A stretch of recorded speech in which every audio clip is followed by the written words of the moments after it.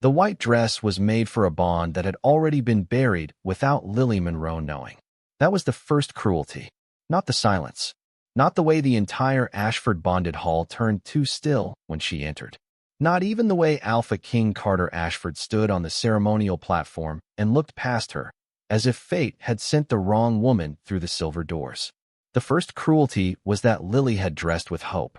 She had let the maids fasten the pearl buttons down her back.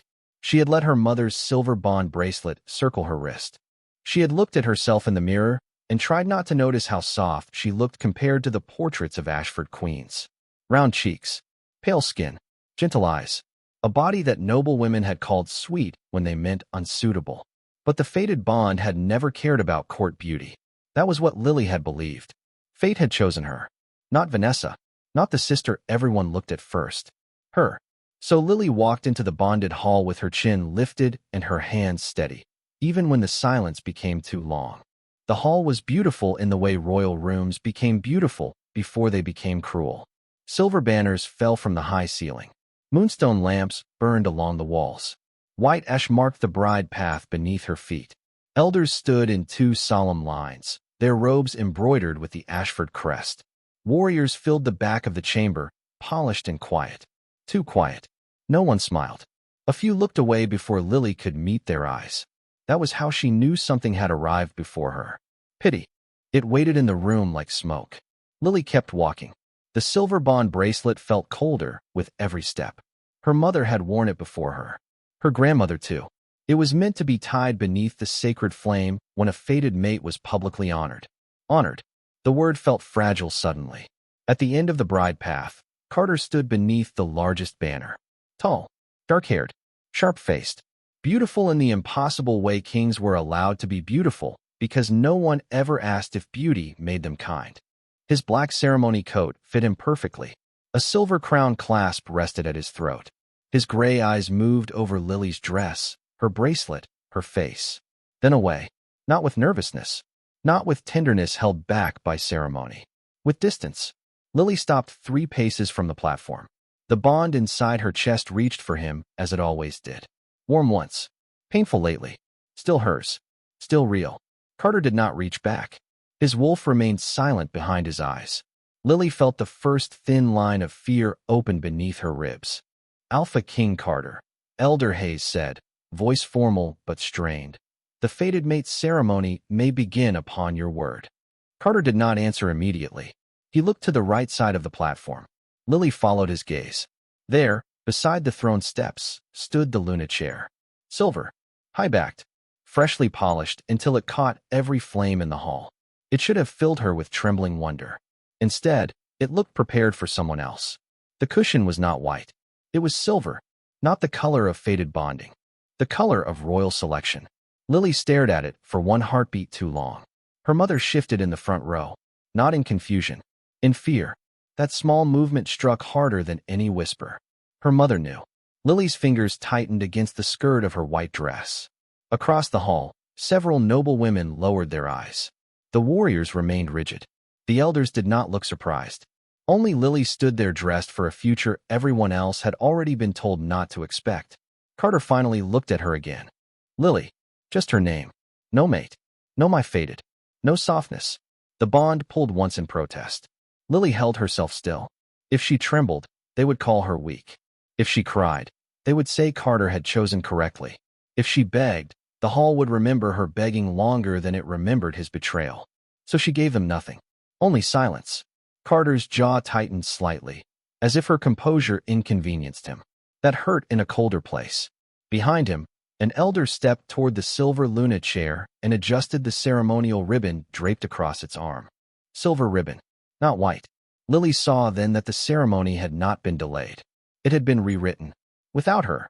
The great doors at the back of the hall remained closed, but 2 guards stood beside them with their hands already placed on the handles. Waiting. Lily looked at Carter. He did not look ashamed. That was when the hope inside her began to understand what the dress had not. This was not the beginning of her bond ceremony. It was the last moment before she learned who had been invited to take her place. Everyone looked at Vanessa Monroe first. That had been true for as long as Lily could remember. At family dinners, Guests noticed Vanessa before they noticed the table had already been arranged by Lily's careful hands. At moon festivals, young warriors asked Vanessa to dance while Lily stood near the flower arches holding spare pins, medicine cloths, and quiet answers. At court gatherings, noble women praised Vanessa's beauty aloud, then called Lily sweet in voices softened by pity. Sweet. It was one of those words that pretended to be kind while quietly closing a door. Vanessa was bright where Lily was soft. Vanessa entered rooms as if light had made an agreement with her first. Golden hair, narrow waist, graceful wrists, eyes trained to sparkle exactly when people wanted charm. She wore attention easily, naturally, like a second dress. Lily had never hated her for it. That was the part no one would understand. She had envied Vanessa sometimes. Of course she had. She had watched her sister receive smiles that Lily had to earn through service. She had watched their mother correct Lily's posture but admire Vanessa's presence. She had watched their father say, "Vanessa was born for court," then look at Lily and add, "And Lily has a good heart." A good heart. Another soft cage.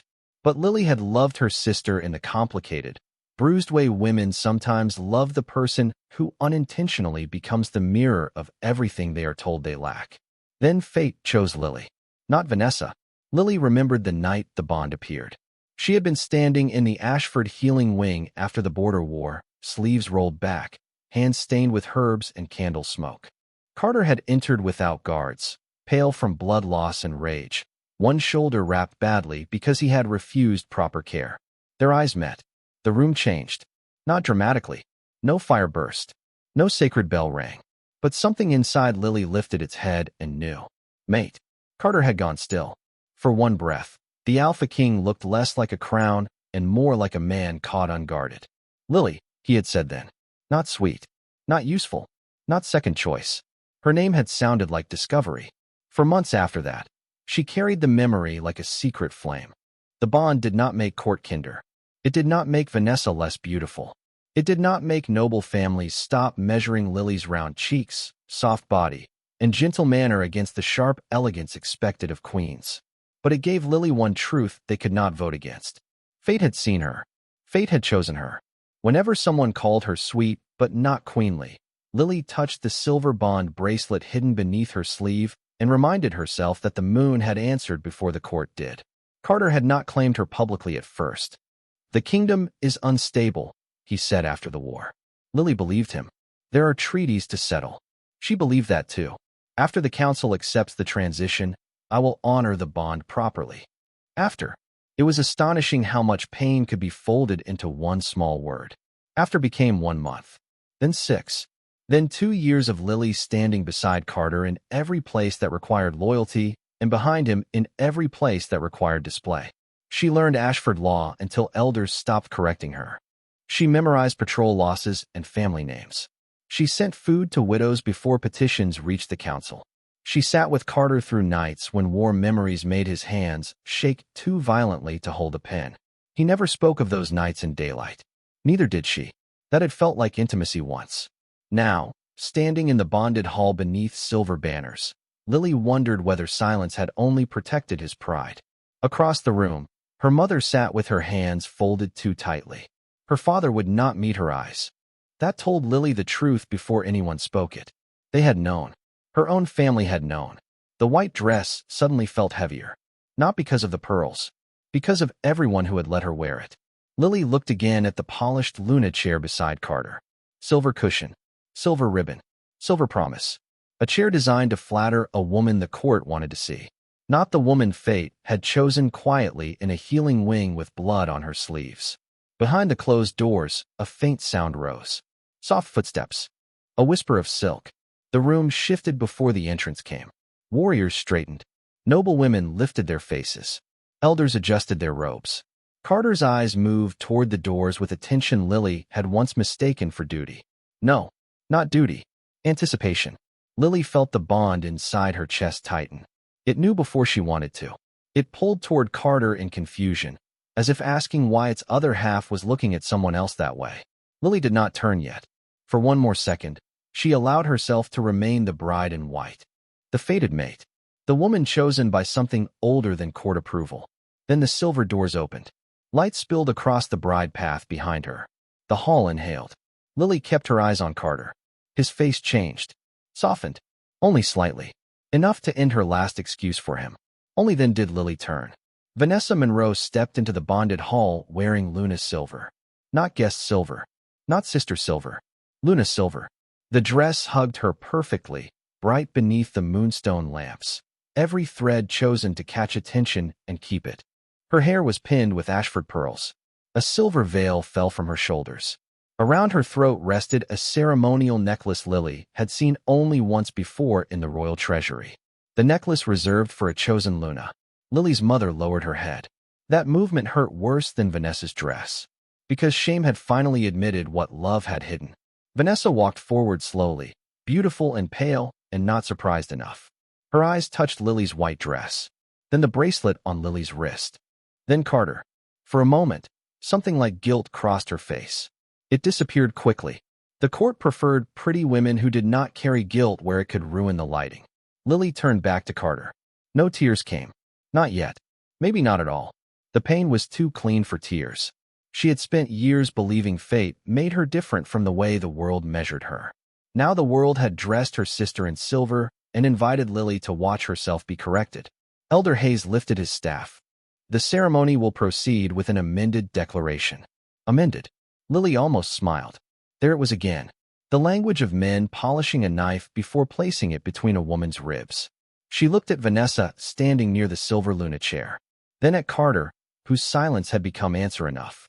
And Lily Monroe finally understood that she had not been brought to the bonded hall to be chosen. She had been brought to make the replacement look lawful. For 2 years, Lily Monroe had held Carter Ashford together in places no court portrait would ever show. Not beside the throne. Not beneath silver banners. Not where noble families could admire how gracefully a woman stood beside a king. She held him together in the healing wing after midnight, when the border war followed him home in ways no victory song dared mention. She held him together in the archive, when his hands shook over casualty reports and he stared at names until ink blurred under candlelight. She held him together in the West Corridor, where he once leaned against the wall after a council meeting and whispered, with the exhausted honesty of a man too tired to be royal, "Do not let them see me like this." Lily had not. That was the mistake love often made.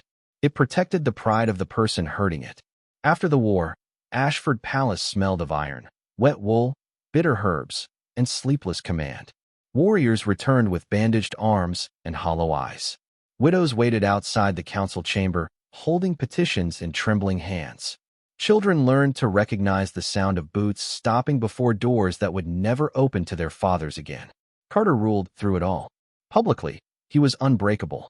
Privately, he broke in quiet pieces Lily gathered before morning. The first night, she found him in the healing wing. He had been sitting alone beside an unconscious soldier named Daniel Reeves. The healer had fallen asleep in a chair. Carter's black coat was open at the throat. Blood had dried along one sleeve. His crown ring lay on the table beside a bowl of cooling water. He looked up when Lily entered. "Leave," he said. She should have obeyed. Instead, she walked to the cabinet, took the blue fever tincture, and changed Daniel's compress. Carter watched her in silence. "You heard me." "Yes." And he will burn through the night if this cloth stays warm." His eyes narrowed. No one spoke to him like that then. Not after the war. Not when his grief had become law inside the palace. Lily wrung out the cloth and placed it gently over the soldier's forehead. "Sit down before you fall." Carter stared at her. Then, strangely, he sat. By dawn, Daniel's fever broke. Carter said nothing for a long time. When he finally spoke, his voice was rough.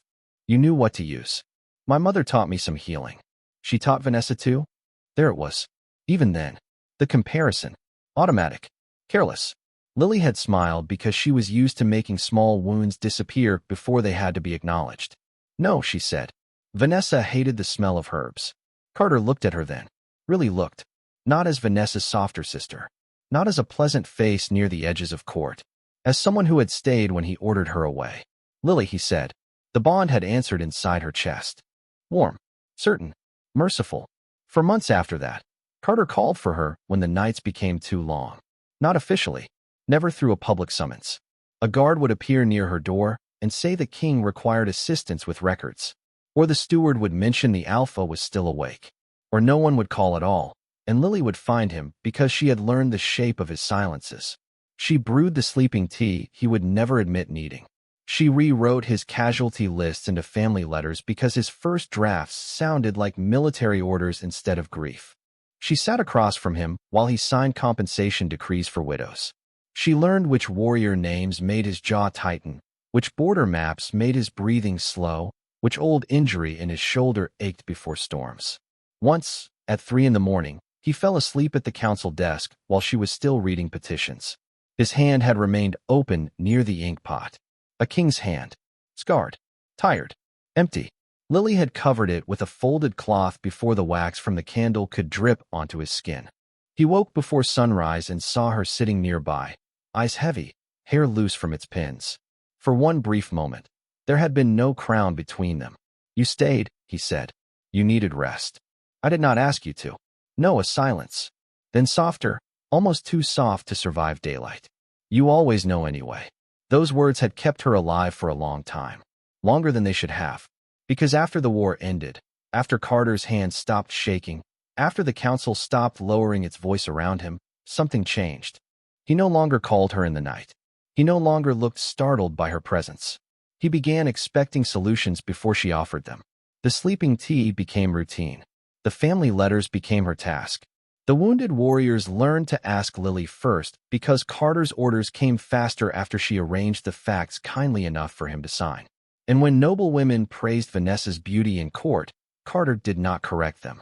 When elders said Lily was kind but lacked royal sharpness, Carter remained silent. When Vanessa laughed beside him during winter festivals, bright enough to draw every eye, Carter watched her with the relief of a man who preferred beauty that required nothing painful from him. Lily noticed. Of course she noticed. But the bond remained. And the bond had a cruel talent for translating neglect into patience. He is tired. He is healing. He is under pressure. After the ceremony. After the council. After the kingdom settles. After. The same word, again and again, stitching her to a future that kept moving farther away.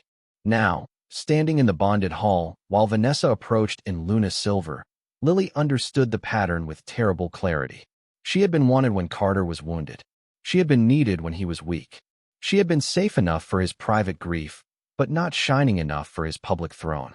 Vanessa reached the platform and stopped beside the silver Luna chair. The hall seemed to breathe easier now that the beautiful woman had arrived. That hurt too. Not because Vanessa was beautiful. Because everyone looked relieved to have a version of queenhood they did not need to explain. Carter's gaze moved between the sisters. Lily waited for shame, for hesitation, for some sign that the nights she had kept, the letters she had written, the grief she had softened, still lived inside him as something sacred. Instead, he straightened. King before man. Pride before fate. Elder Hayes lifted the amended scroll. "Alpha King Carter Ashford," he said. "Do you confirm your petition before council and pack?" The word petition entered the hall like a sentence already signed. Lily's fingers touched the silver bond bracelet at her wrist. Her mother's bracelet. Her family's hope. Her last foolish proof. Carter looked at her then. Finally, there was something in his eyes. Not love. Not apology. Resolve. That was worse. A man could do terrible things when he convinced himself resolve made cruelty noble. Lily stood very still. Her heart hurt, but it did not collapse. Not yet. She would not give this hall the sight of her breaking before Carter finished choosing the knife. Elder Hayes unrolled the scroll. The silver Luna chair gleamed beside Vanessa. The white ash bride path remained beneath Lily's feet. Two futures stood in one room. One made by fate. One polished by court approval. And Carter Ashford, the man Lily had once kept alive through the ruin of war, opened his mouth to tell the world which one he valued more. The hall did not gasp when Carter Ashford chose Vanessa. That was what Lily Monroe remembered first. Not the words. Not the pain. The quiet. As if the entire room had practiced silence before she arrived. Elder Hayes held the amended scroll with both hands. His eyes moved once toward Lily, then away too quickly to be called mercy. Carter stood beneath the Ashford banner, black ceremony coat sharp against silver flame light. Vanessa stood near the Luna chair in shining silver, beautiful enough to make betrayal look prepared instead of cruel. Lily stood on the white ash bride path. Still, Waiting. Carter's voice carried clearly. I confirm my petition. The bond in Lily's chest tightened. A warning. A plea. A living thing bracing before the blade. Elder Hayes swallowed. State your declaration before council and pack. Carter looked at Lily. For one strange second, the world narrowed to his face. The man from the healing wing. The king whose fevered silence she had learned. The wounded alpha who once looked at her and said, "You always know anyway." Then he spoke like none of that had ever existed. I break my fated bond with Lily Monroe. The pain was immediate. Not loud. Not cinematic. It did not throw her to the floor or split the moonstone lamps above them. It entered quietly. A clean tear beneath the ribs. Then deeper. Then colder. The bond stretched toward Carter in confusion, found no hand reaching back, and began to unravel inside her chest. Lily's breath stopped. Only for a moment. Her fingers curled once against the white fabric of her dress. The hall watched. That was the second cruelty. They watched to see what kind of rejected woman she would become. Would she fall? Would she beg? Would she cry loudly enough to make Carter's choice look merciful by comparison? Lily gave them nothing they could use. She breathed again. Slowly. Pain moved through her like winter water. She remained standing. Carter's gaze flickered over her face. Something uncertain passed through his eyes. Not regret. Not yet. Surprise. He had expected collapse. That was when Lily understood how little he knew the woman who had held him together. Elder Hayes continued, voice thinner now. The fated bond between Alpha King Carter Ashford and Lily Monroe is hereby subject to dissolution under royal necessity. No. The word left Lily before the elder could finish. Soft. Clear. The hall froze. Elder Hayes blinked. Miss Monroe. Lily turned her head toward him. The movement was small, but the room followed it as if she had lifted a blade. Do not call it dissolution. The elder's mouth opened. Closed. Carter's jaw tightened. Lily. Her name sounded like warning now. It no longer sounded like discovery. She looked at him. You broke it. A ripple moved through the pack. Vanessa's fingers tightened around the edge of her silver sleeve. Lily felt the bond tear again. The pain nearly bent her. Nearly. She locked her knees and held herself upright, because if she broke now, they would remember the breaking more than the betrayal. Elder Hayes lowered the scroll slightly. The legal wording. Legal wording does not change the wound, Lily said. Her voice remained calm. That made several elders look uncomfortable. Good. Comfort had made them brave enough to arrange this. Let discomfort teach them accuracy. Carter stepped forward. This is not the place. Lily looked around the bonded hall. At the sacred flames. At the warriors. At her mother, pale and silent in the front row. At her father, staring at the floor. At Vanessa, dressed for a throne built over her sister's humiliation. Then back at Carter. No, she said. This is exactly the place. You chose it. Silence answered. Carter's eyes darkened. He looked more like King now. Less like the man who once needed her hand steadying his casualty reports at midnight. I am choosing what is best for Ashford, he said. There it was. The throne stepping over the bond and calling the footprint duty. Lily's chest hurt so sharply that black specks touched the edges of her vision. She kept her voice even. Say it fully. His brows drew together. What? You are not only choosing Ashford, Lily said. You are choosing Vanessa. The name entered the hall like a dropped glass. Vanessa lifted her chin, but guilt moved beneath the polished surface of her face. Carter did not look at her. That told Lily more than if he had. Yes, he said finally. I am choosing Vanessa.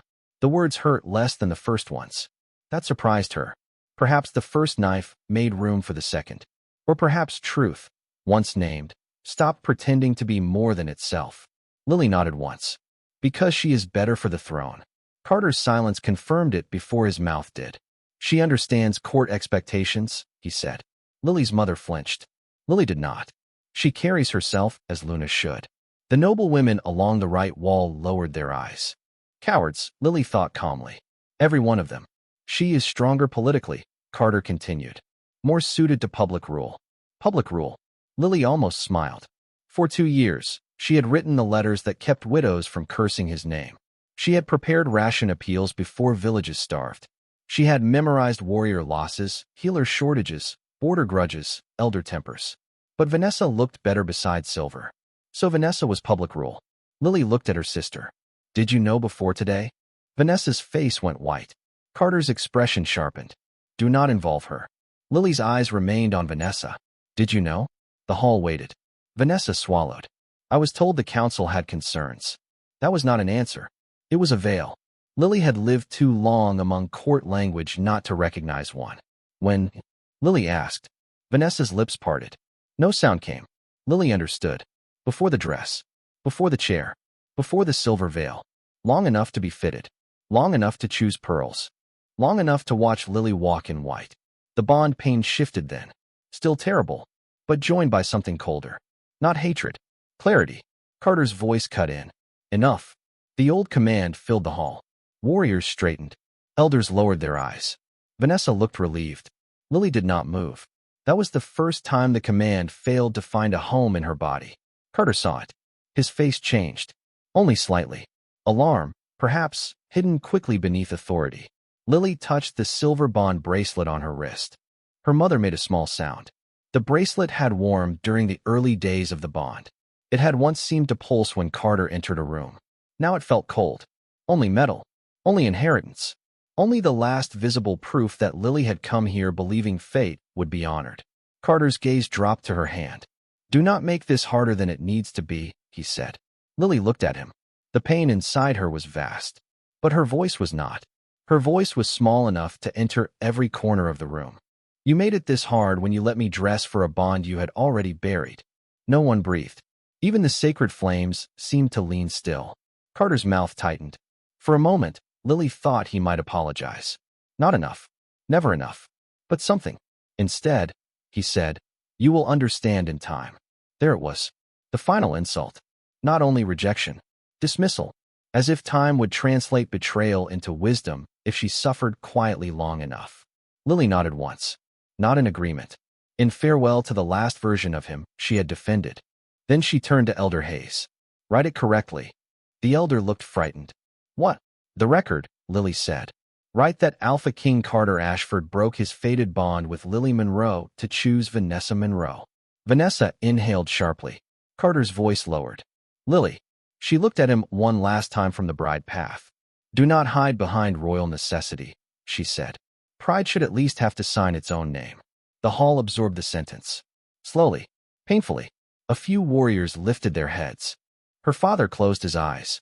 Her mother began to cry without sound. Elder Hayes hesitated.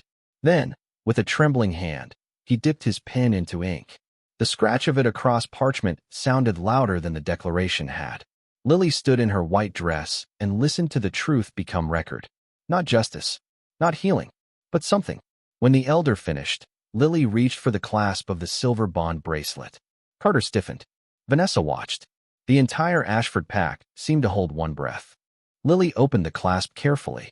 The bracelet came free from her wrist. No longer cold. No longer warm. Only silver. She walked to the space between Carter and Vanessa and placed it on the marble floor. Exactly between the white bride path and the silver Luna chair.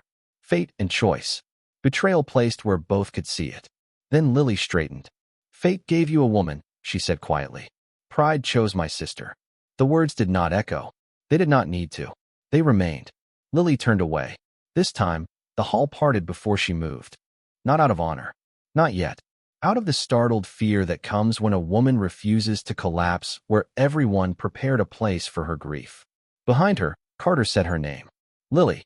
She kept walking. The bond screamed. Her chest burned. Her white dress dragged through the ash. But she did not stop. Because there are moments when turning back does not prove love. It only gives the person who broke you another chance to decide how quietly you should bleed. Lily Monroe reached the marble steps before Carter Ashford realized she was truly leaving. That was the part that frightened him first. Not the bond breaking. Not the bracelet lying between him and Vanessa. Not the words Lily had forced into the official record. The leaving. The movement of her white dress away from the platform, away from the Luna chair, away from the place where he had expected her pain to keep her standing until he decided what happened next. Lily. His voice followed her through the hall. She did not stop. The bond screamed inside her chest, a terrible living sound no one else could hear. It clawed backward toward him with the blind loyalty of fate, still unable to understand what pride had done. Mate. Pain. Return. Lily kept walking. Her hand rested once against her ribs, not to make a scene, only to remind herself that the body could hurt without being obeyed. The pack parted slowly. Warriors who had once accepted medicine from her hands lowered their eyes. Noble women shifted away from her white dress as if rejection were something that could stain silk. Elders pretended to study the floor. Cowards, she thought again. Not loudly. She had no need to make them smaller. They had done that themselves. At the edge of the platform, Carter stepped down. The movement sent a murmur through the hall. Kings did not leave the ceremonial place before rites concluded. Then again, kings were not supposed to destroy fate in front of an entire pack and expect the wounded woman to remain politely available afterward. Lily, wait. The word almost made her laugh. Wait. As if she had not been doing exactly that for 2 years. Waiting after the war. Waiting after counsel. Waiting after every private softness he refused to honor where anyone could see. Waiting while he compared her quiet body to Vanessa's court shine and called the comparison duty. Lily stopped at the bottom of the steps. Not because he asked. Because something in her wanted the room to hear the last lie before she left it. She turned. Carter stood several paces behind her, black ceremony coat rigid, gray eyes colder than fear wanted them to be. Vanessa remained near the silver Luna chair, one hand pressed against her necklace, beautiful and silent. The bracelet lay on the marble between them. Small, silver, unclaimed. Carter lowered his voice. You are in pain. The hall heard anyway. Lily looked at him. Yes. Something like relief crossed his face. It was small, ugly, there before he could hide it. He thought the pain still belonged to him. That clarified more than his declaration had. You should not make decisions while the bond is tearing, he said. Lily stared at him. 2 years of loving him had not prepared her for how easily concern could become another cage. I did not make this decision, she said. You did. His jaw tightened. You know what I mean. I do. Her voice stayed quiet. You mean the pain should make me easier to manage. The sentence hit the hall with more force than a shout. A warrior near the back lifted his head. Elder Hayes looked down at the amended scroll as if ink could save him from witnessing consequence. Carter's face hardened. That is not fair. Lily's lips parted slightly. Fair. The word entered her like something absurd. He had dressed her in white for a bond he had already buried, placed her sister in Luna silver, let the council prepare witnesses, and asked the record to call it necessity. But fairness wounded him now because she named the shape of his control. No, she said. It is not. For one breath, he seemed uncertain what she meant.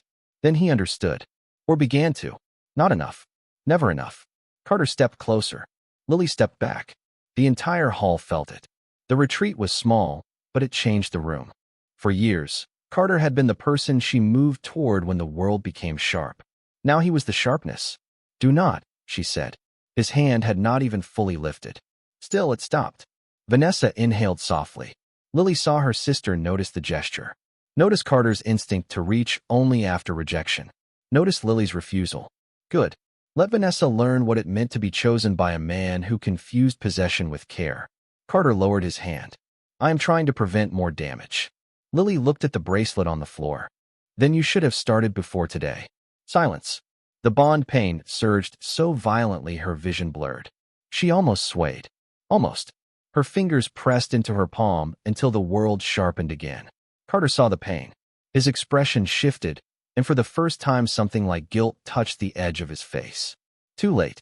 Pity arriving after the knife was not mercy. It was observation. He spoke more softly. You can remain in Ashford until the pain settles. No one expects you to leave tonight. Lily looked around the hall. At the pack that had known. At her parents who had let her walk in white. At the elders who had written betrayal in polished language. At Vanessa, wearing a necklace reserved for the woman who would be seen. Then back at Carter. No one expected me to leave because no one expected me to choose myself. The words were not loud. They did not need to be. A few faces changed. Her mother covered her mouth with one hand. Her father looked at Lily then. Finally. Too late. Carter's voice lowered. Where will you go? Lily almost answered honestly. She did not know. There was a frightening freedom in that. She had no prepared carriage. No packed trunks. No escort. No palace waiting to receive the rejected sister who had lost both fate and family in one ceremony. But staying because she had nowhere else to go would have been the final gift she gave Carter's pride. So she said, Away from the room where my worth was debated without me. Carter flinched. Small. Real. Still insufficient. Vanessa stepped forward at last. Lily, she said. Her voice was soft. Careful. The kind of softness people used when standing safely on what another woman had lost. Lily turned to her sister. For a moment, childhood stood between them. Two girls sharing winter blankets. Vanessa stealing sugared pears from the kitchen. Lily braiding her hair before festivals because Vanessa hated doing it herself. Then the silver dress filled the memory like cold light. Do not, Lily said. Vanessa's eyes shone. I never wanted to hurt you. Lily looked at the Luna necklace around her throat. No, you only wanted what hurt me. The sentence emptied the color from Vanessa's face. Carter stepped toward Vanessa instinctively. Protective. Publicly. Lily watched the movement. There it was. The thing he had never given her when others measured her and found her lacking. He could protect a woman before a room. He simply had not chosen to protect Lily. That realization hurt worse than the bond. But it also freed something. A truth no longer had to be begged from evidence once it stood in front of her fully dressed in silver. Lily turned away again. This time, Carter did not call immediately. Perhaps he was learning that her name in his mouth no longer worked like a leash. She reached the great doors. The guards hesitated. Lily looked at them. They opened the doors. Cold air entered the bonded hall. Rain waited beyond the outer arches, silver in the courtyard lamps. Of course it was raining. Some scenes were cruel enough to become honest about weather. Lily stepped outside. The first drops touched her face. The white dress darkened slowly at the hem. Her hair loosened from its pins. The bond tore again inside her chest, deep and bright. And for one terrible moment, she had to stop beneath the archway and breathe. Behind her, footsteps sounded. Carter. Not running. Kings rarely ran where witnesses could see. But fast enough. Lily.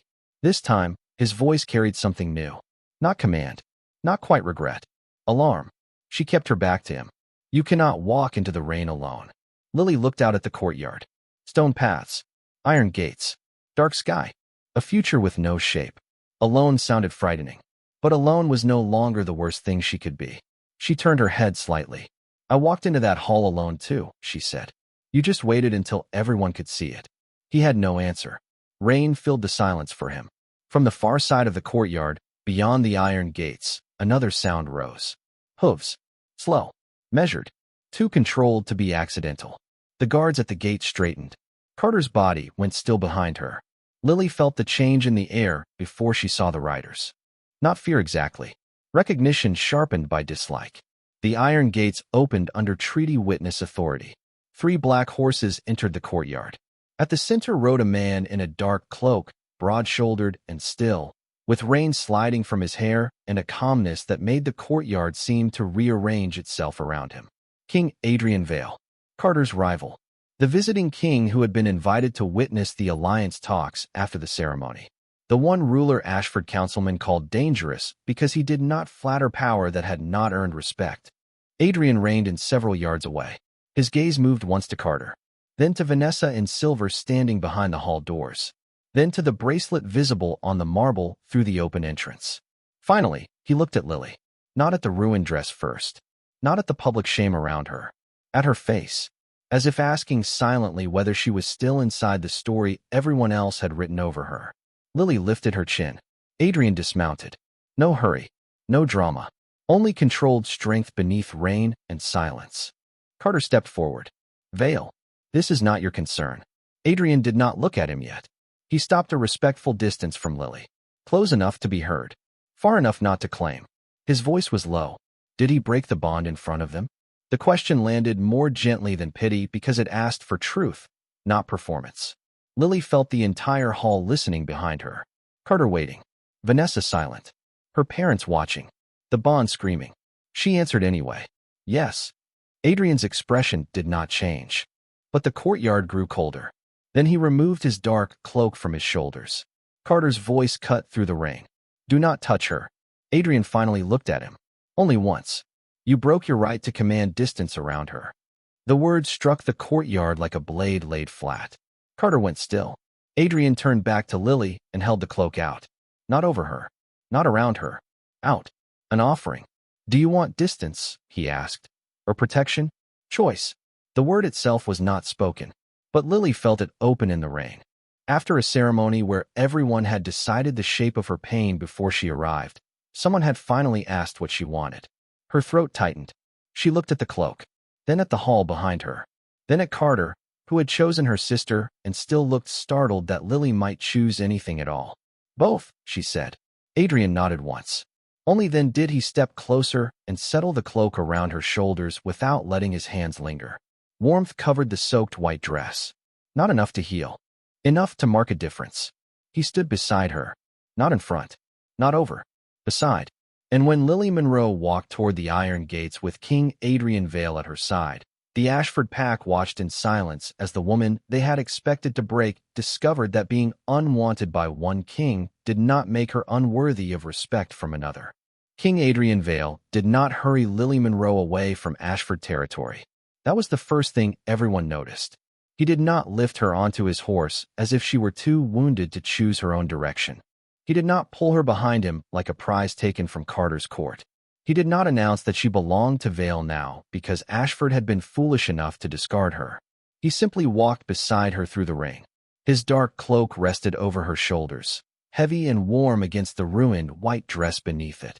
Lily's hair had loosened from its pins, damp strands clinging to her pale cheeks. Her silver bond bracelet remained on the marble floor behind her, between the white bride path and the silver Luna chair. She did not look back. The bond inside her chest wanted her to. It screamed with every step. Mate. Pain. Return. Lily kept walking. Her body hurt in ways she had no language for.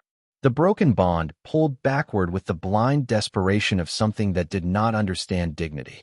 It only knew the man it had recognized had cut himself away. But Lily understood what the bond did not. Carter had not only broken fate. He had made her watch him choose her sister with a room full of witnesses trained to call cruelty necessity. That was not a wound she could survive by standing still. At the edge of the courtyard, Adrian's riders waited beside 3 black horses. None of them stared at her dress. None whispered. None looked at her with the hungry pity of people waiting to see if grief would become entertainment. One rider lowered his gaze, not to avoid her shame, to offer respect. Lily felt the difference. Behind them, Carter followed as far as the lower steps. Vanessa stood beneath the hall arch in Luna's silver, one hand at her throat. The necklace shone even through the rain.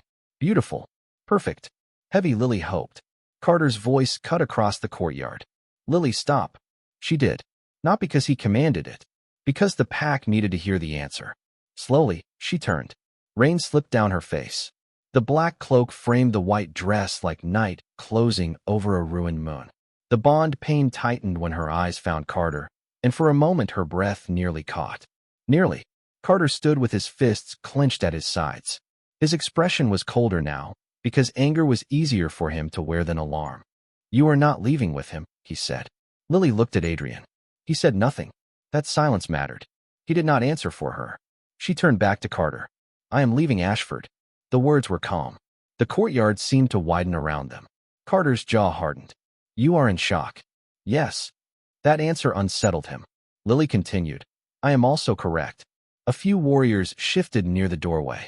Elder Hayes held the amended scroll against his chest, looking as though the parchment had become something dangerous. Carter stepped down one more stair. The bond pain will worsen outside the territory. Then it will worsen. You do not know what it will do to you. Lily's fingers curled once inside Adrian's cloak. She did know something. She knew pain did not deserve a throne. She knew agony was not a command. She knew Carter had counted on the bond to finish what his pride began. Her voice remained soft. You are still hoping the pain will make the choice for me. The words landed. Carter's face changed. Only slightly. But enough. Vanessa heard it too. Her eyes moved from Lily to Carter, and for the first time since entering in silver, she looked less like a chosen Luna and more like a woman beginning to understand the shape of the crown offered to her. Carter's voice lowered. I am trying to keep you safe. Lily almost smiled. Not kindly. Not cruelly. Worse. Clearly. You broke me in a hall full of people, she said. Do not pretend safety became your concern at the door. Rain filled the silence after that. Adrian's gaze stayed forward, but Lily felt the stillness in him deepen. He did not interrupt, did not sharpen her pain into his own insult. He simply allowed her words to stand. Carter looked at him then. You think this makes you noble? Adrian finally answered. No, his voice was low, controlled. I think asking her what she wants makes you uncomfortable. The courtyard went utterly still. Carter's wolf stirred beneath his skin, power pressing into the rain. Several Ashford warriors straightened by instinct. Adrian did not move. Neither did Lily. That was the strange part. Standing beside him did not make her feel hidden. It made her feel witnessed. Carter's eyes returned to her. Lily, he is my rival. He will use this. Yes, Lily said. Adrian's gaze shifted to her then, not offended, only attentive. Lily looked at Carter. He may use the politics of it. You already used the whole of me. That sentence broke something quiet. A warrior near the back lowered his head. Her mother covered her mouth. Vanessa closed her eyes. Carter looked struck for one breath before pride pulled his face back into command. You cannot trust him. No, Lily said. But I can trust that he asked. There it was. The difference made simple enough for the whole pack to understand. Carter had fate and took consent for granted. Adrian had no bond and asked. Elder Hayes spoke carefully from the steps. Miss Monroe, under Ashford law, formal bond separation requires recovery time and witness documentation. Leaving now may complicate the record. Lily turned toward him. The elder flinched before she even spoke. You will write that I left willingly after the bond was broken publicly. His face paled. And you will write that any future signature from me requires my chosen place, my chosen witness, and my chosen time. Elder Hayes glanced at Carter. Lily's voice sharpened by 1 degree. Do not look at him for permission to record my life. The elder lowered his eyes. Yes, Miss Monroe. Miss Monroe. Not fated mate. Not rejected bride. Her name. It hurt less than it should have. Adrian stepped toward his horse and looked back at Lily. Neutral shelter is 2 hours east, he said. Vale territory is farther. You may choose either or another road. Another road. The phrase entered her like air after being underwater. Lily looked at the iron gates. Beyond them, the rain blurred the world into gray possibility. She had no plan, no carriage, no family standing beside her, no bond to guide her. Only pain, wet silk, a borrowed cloak, and the terrifying knowledge that she could still choose. Neutral shelter first, she said. Adrian nodded. No triumph, no claim, only acceptance. He offered his hand to help her mount. Palm open, waiting. Lily looked at it, then placed her hand in his. The contact was brief. Steady. No bond flared. No sacred pull answered. Only balance. She mounted the black horse with his help, the cloak falling around her white dress. Adrian moved away immediately, as if even assistance had boundaries. Carter watched, his eyes fixed on their hands, then on the space Adrian left after letting go. Perhaps that space taught him something. Perhaps not. Adrian mounted beside her. His riders formed a loose escort. Not a cage. A path. Carter stepped forward again. If you leave Ashford under veil protection, people will talk. Lily looked down at him from the saddle. For once, he stood below her. People already talked, she said. You only cared when I answered. The words struck the courtyard cleanly. Carter had no reply. Vanessa moved down 1 step, rain touching the hem of her silver dress. Lily, she said again. This time, her voice sounded smaller. Lily looked at her sister. There was so much she could say. About childhood. About betrayal. About how Vanessa had accepted a dress fitted over Lily's broken future. But not every wound deserved to be explained to the person standing in its center. Wear the necklace carefully, Lily said. Vanessa's fingers tightened over the silver at her throat. It is heavier than it looks. Vanessa's eyes filled. Lily turned away before pity could become another rope. The gates opened wider.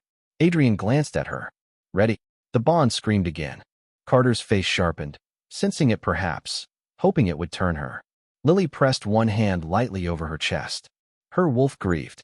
Her heart hurt. Her future terrified her. But beneath all of it, something quiet remained standing. Yes, she said. The horses moved. Ashford courtyard receded slowly behind them. No one cheered. No one called blessing. No one knew what to do with a woman who left not because she had been taken by another king, but because she had refused to stay where a king had made her smaller to choose someone shinier. At the gate, Lily allowed herself one final glance. Not at Carter. At the bonded hall. The silver banners. The open doors. The place where she had entered wearing white and left wearing the first decision that belonged entirely to her. Then the road curved. Ashford disappeared behind rain and trees. Only then did Lily breathe, as if the air had finally stopped belonging to someone else. Adrian rode beside her in silence. After a while, he said, "You do not have to speak." Lily looked ahead. "I know. That was why, strangely, she could. I do not want to be used against him." "You will not be. Your counsel may disagree. My counsel can learn manners." The answer startled a small breath from her. Not a laugh. Not yet. But near enough to remind her that the body could still make sounds other than pain. Adrian's mouth softened by the smallest degree. Then he looked forward again, giving her privacy even from that. The rain thinned near the eastern road. The black cloak warmed slowly over her shoulders. The broken bond still ached, but it no longer felt like the only truth in her body. Behind her was a king who had broken fate for court approval. Beside her was another king who had offered shelter without turning rescue into ownership. Ahead was neutral ground. No throne. No silver chair. No sister in Luna dress. No room waiting to judge whether her grief was elegant enough. Lily Monroe rode into the rain with no promise of healing. Only distance. Only protection. Only the first fragile dignity of being asked what she wanted and being believed when she answered. Neutral shelter did not look like salvation. That was why Lily Monroe trusted it more than she expected. There were no silver gates. No moonstone lamps. No hall designed to make pain look ceremonial. Only a low stone house at the edge of the eastern road, its roof dark with rain, smoke rising from a narrow chimney, and a wooden sign above the door marked with no kingdom crest. Neutral ground. The words were plain, almost ugly. Lily liked them immediately. Her body was exhausted by beautiful things. The white dress beneath Adrian Vale's cloak had grown heavy with rain and mud. The hem dragged when she dismounted. Her hair had loosened completely from its pins. Her cheeks were cold. The broken bond inside her chest still hurt in deep, uneven waves. Sometimes it felt like Carter calling from very far away. Sometimes it felt like a hand closing around her ribs. Sometimes it felt like her own heart refusing to understand why fate had become so cruel. Adrian dismounted beside her, but did not reach for her until she looked at him. Only then did he offer his hand. Lily took it, briefly, enough to steady herself, not enough to become dependent. When her feet touched the wet ground, her knees trembled. She hated that. Adrian saw. He said nothing. That made it easier to stand. The door opened before they knocked. A woman in a dark wool dress stood inside, gray hair braided down one shoulder, eyes sharp enough to cut lies away from truth before either reached her floor. "Name?" she asked. Lily lifted her chin. "Lily Monroe." The woman looked past her to Adrian. "And him?" "King Adrian Vale," Adrian said. The woman did not bow. Good, Lily thought. Another mercy. Purpose. Adrian answered. Protection request. Temporary. By her consent. The woman's eyes returned to Lily. "Your consent." Lily felt the question move through her strangely. After a day of declarations, petitions, amended records, silver chairs, and decisions made before she entered rooms, the simplicity of being asked nearly broke her. "Yes," she said. Her voice was rough. The woman opened the door wider. "Then come in." Inside, the shelter smelled of cedar smoke, clean linen, and bitter tea. A fire burned low in the hearth. 3 chairs stood near it. A basin of warm water waited on a table, though Lily did not know whether it had been prepared for her or simply always kept ready for people who arrived with nowhere else to go. The woman introduced herself as Mara Ellis. Caretaker. Neutral witness. Former healer. Lily did not ask which pack she had left. Some women carried old worlds in their posture. Mara was one of them. "Back room," Mara said, nodding down a short hallway. "There are dry clothes. No one enters unless you invite them." Lily looked at Adrian. He had stopped near the doorway, not fully inside the warmth, not taking space before being given it. "You can wait by the fire," Lily said. His gaze met hers. "Are you certain?" The question was not dramatic. That made it harder to answer, because it was not asking for trust, only permission. "Yes." Adrian nodded and stepped inside. Lily went to the back room alone. The door closed behind her with a soft wooden click. For a long moment, she stood still. Then the bond pain struck. Hard. Without witnesses, without rain, without Carter's eyes or Vanessa's silver dress to sharpen her spine, Lily bent over the small washstand and gripped the edge until her fingers ached. No sound left her. Not because she was strong, because the pain was too deep for sound. Her wolf mourned inside her. Mate. Broken. Gone. Lily pressed one hand against her chest. He chose, she whispered. The words barely existed. He chose. The bond did not understand. But Lily did. That would have to be enough until the rest of her caught up. She unfastened the ruined white dress slowly. Pearl buttons slipped through wet loops. One, then another, then another. With each button, the ceremony loosened. The bride path, the silver chair, her mother's silence, Vanessa's necklace, Carter's voice. I break my fated bond with Lily Monroe. The dress fell to the floor in a damp heap. Lily stepped out of it. For 1 second, she could not look down. That dress had not betrayed her. It had only believed what she had believed. She folded it over the back of a chair with more care than Carter had shown the bond it represented. Mara had left a simple brown dress and wool stockings on the bed. The dress was plain, warm, loose at the waist, unfitted to court expectations. No one would call it queenly. Lily put it on and felt her breathing change. Not heal. Change. When she returned to the main room, Mara was pouring tea. Adrian stood by the far wall, speaking quietly to one of his riders through the half-open door. He stopped immediately when Lily entered. Not because the room demanded attention. Because she did. Lily noticed. She wished she had not. Small respect felt dangerous after public humiliation. It reached places she had not yet bandaged. Mara handed her a cup first. Not Adrian. Not the guards. Her. Drink, the woman said. Lily wrapped both hands around the cup. The heat hurt her palms. She welcomed the pain because it was honest and belonged to no one else. Mara glanced toward the folded white dress visible through the backroom door. Burn it. Lily shook her head. No. Adrian's gaze lowered briefly, then returned to her face. Mara asked, keep it. Lily looked toward the dress. No, a pause. Wash it, Lily said. Then store it. Mara nodded as if that answer made perfect sense. Adrian did not ask why. That made Lily explain, quietly, because the room had given her enough space to choose speech. The dress did not shame me. The fire cracked softly. People did. No one answered.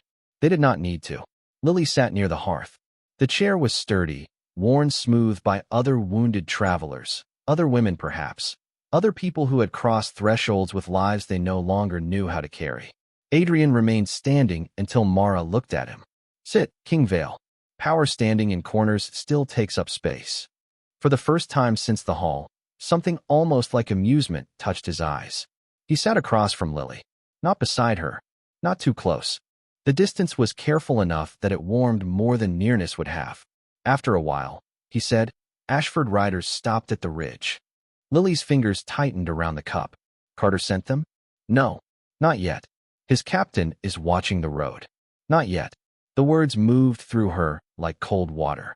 She was not afraid of Carter exactly. She was afraid of the part of herself still trained by the bond to answer when he called. Adrian seemed to understand the silence without entering it. Neutral law protects you here for 3 days without declaration, he said. Longer, if you request formal witness. Lily looked at him. And if Carter comes? He waits outside unless you consent. Consent. Again. The word was becoming almost unbearable. What if he commands it? Adrian's expression did not change. Then he will embarrass himself in front of neutral law. Mara made a small approving sound near the kettle. Lily lowered her eyes to the tea. The bond hurt. The room held. Those two truths existed together. For the first time all day, Lily allowed her shoulders to drop slightly. Only slightly. Enough to feel how tired she was. Adrian's voice came quieter. You do not owe anyone decisions tonight. She looked at him. Not because the sentence was complicated. Because no one had ever told her that before. Carter had given her after. The council had given her amended declaration. Her family had given her silence. Vanessa had given her silver. Adrian gave her time. It should not have felt revolutionary. It did. Lily looked into the fire. I do not want to hate my sister, she said. The word surprised her. Adrian did not react with satisfaction or judgment. Mara remained near the table, still as a woman who knew some confessions should not be touched quickly. Lily continued. I may. Later. I may hate all of them. But right now, I mostly feel tired. That is allowed, Adrian said. Allowed. Another word she had not known she needed. Lily almost laughed. Instead, her eyes burned. This time, when tears came, they were silent and few. She did not hide them. No one moved toward her. No one turned them into a performance. No one told her she was strong. That was mercy too. After the tears stopped, Lily wiped her cheeks with the back of her hand and drank the tea. It had gone lukewarm. She drank it anyway. Outside, rain softened against the roof. Inside, the fire kept burning. Somewhere west, Ashford Palace held Carter, Vanessa, a silver Luna chair, and a bracelet lying cold on marble. Let them keep the room where they had chosen each other. Lily had a plain dress, a locked door, 3 days of neutral law, and a question no one had forced her to answer yet. What do you want? She did not know. But for the first time since the silver doors opened behind her, not knowing did not feel like weakness. It felt like space.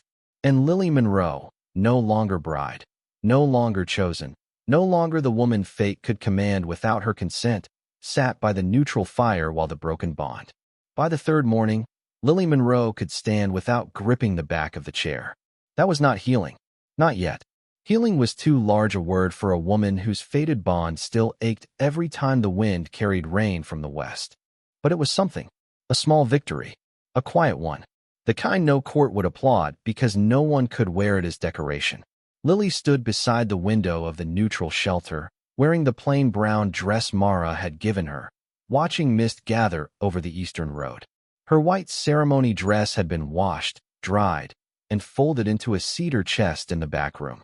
Adrian Vale's dark cloak hung on a peg by the door, returned after she no longer needed its warmth around her shoulders. She had thanked him. He had only nodded. No lingering hand. No possessive claim disguised as concern. No remark about how she looked wearing his colors. That mattered more than she wanted it to. Behind her, Mara sorted herbs at the table.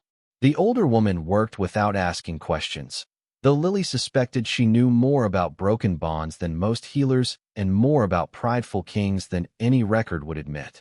Adrian had slept outside the first night with his riders. The second night, Mara ordered him into the front room because, as she put it, a king freezing on my porch is still a man making himself a problem. He obeyed. That amused Lily quietly. Carter had obeyed very few people. Adrian obeyed when the command made sense. That difference stayed with her. Now, near noon, a rider approached through the mist. Ashford colors. Lily knew before Mara spoke. Her body recognized the black and silver crest the way bruises recognized pressure. The bond inside her chest pulled hard. Carter. Her hand moved to the windowsill. Mara looked up. You do not have to receive anything. I know. The answer came faster this time. That was something too. The rider stopped at the gate and dismounted. Young. Nervous. Helmet tucked under one arm. He did not cross the boundary without permission. Adrian stepped from the side of the shelter, already awake, already aware, though Lily had not heard him move. He did not take the message. He looked toward the window, toward her, waiting. Lily opened the door herself. Cold air touched her face. The young rider bowed. Miss Monroe, not Lady Ashford, not rejected mate, not future anything, just her name. What did you bring? Lily asked. A formal request from Alpha King Carter Ashford. The bond pain sharpened. Lily breathed once. Mara stood behind her in silence. Adrian remained several paces away, close enough to witness, far enough not to decide. The rider held out a sealed letter. He requests your presence at Ashford Palace to complete the separation record. Lily looked at the black wax. Carter's seal. The same crest that had been carved above the bonded hall doors. The same crest embroidered over the banner beneath which he chose Vanessa. Her fingers did not move. What else? She asked. The rider swallowed. He says the matter should be finished before rumor damages both houses. Mara's mouth tightened. Adrian's expression did not change. Lily almost smiled. Not happily. Rumor. Not wound. Not public betrayal. Not the sister he dressed in silver before breaking fate. Rumor. Even now, Carter named the consequence that touched his throne first. Did he mention an apology? Lily asked. The rider's face went pale. That was answer enough. Lily took the letter. Not because Carter had sent it. Because she no longer wanted to be afraid of paper. She broke the seal and read. Lily, the bond separation must be finalized according to Ashford law. Return before the fourth moonrise. Vale's involvement will complicate the political record. You are in pain and may not understand how your choices appear. Come back under formal escort. Carter. She read it once, then a second time. The words did not wound the way she expected. They clarified. You are in pain. You may not understand. Come back. Not once did the letter say I am sorry. Not once did it ask what she wanted.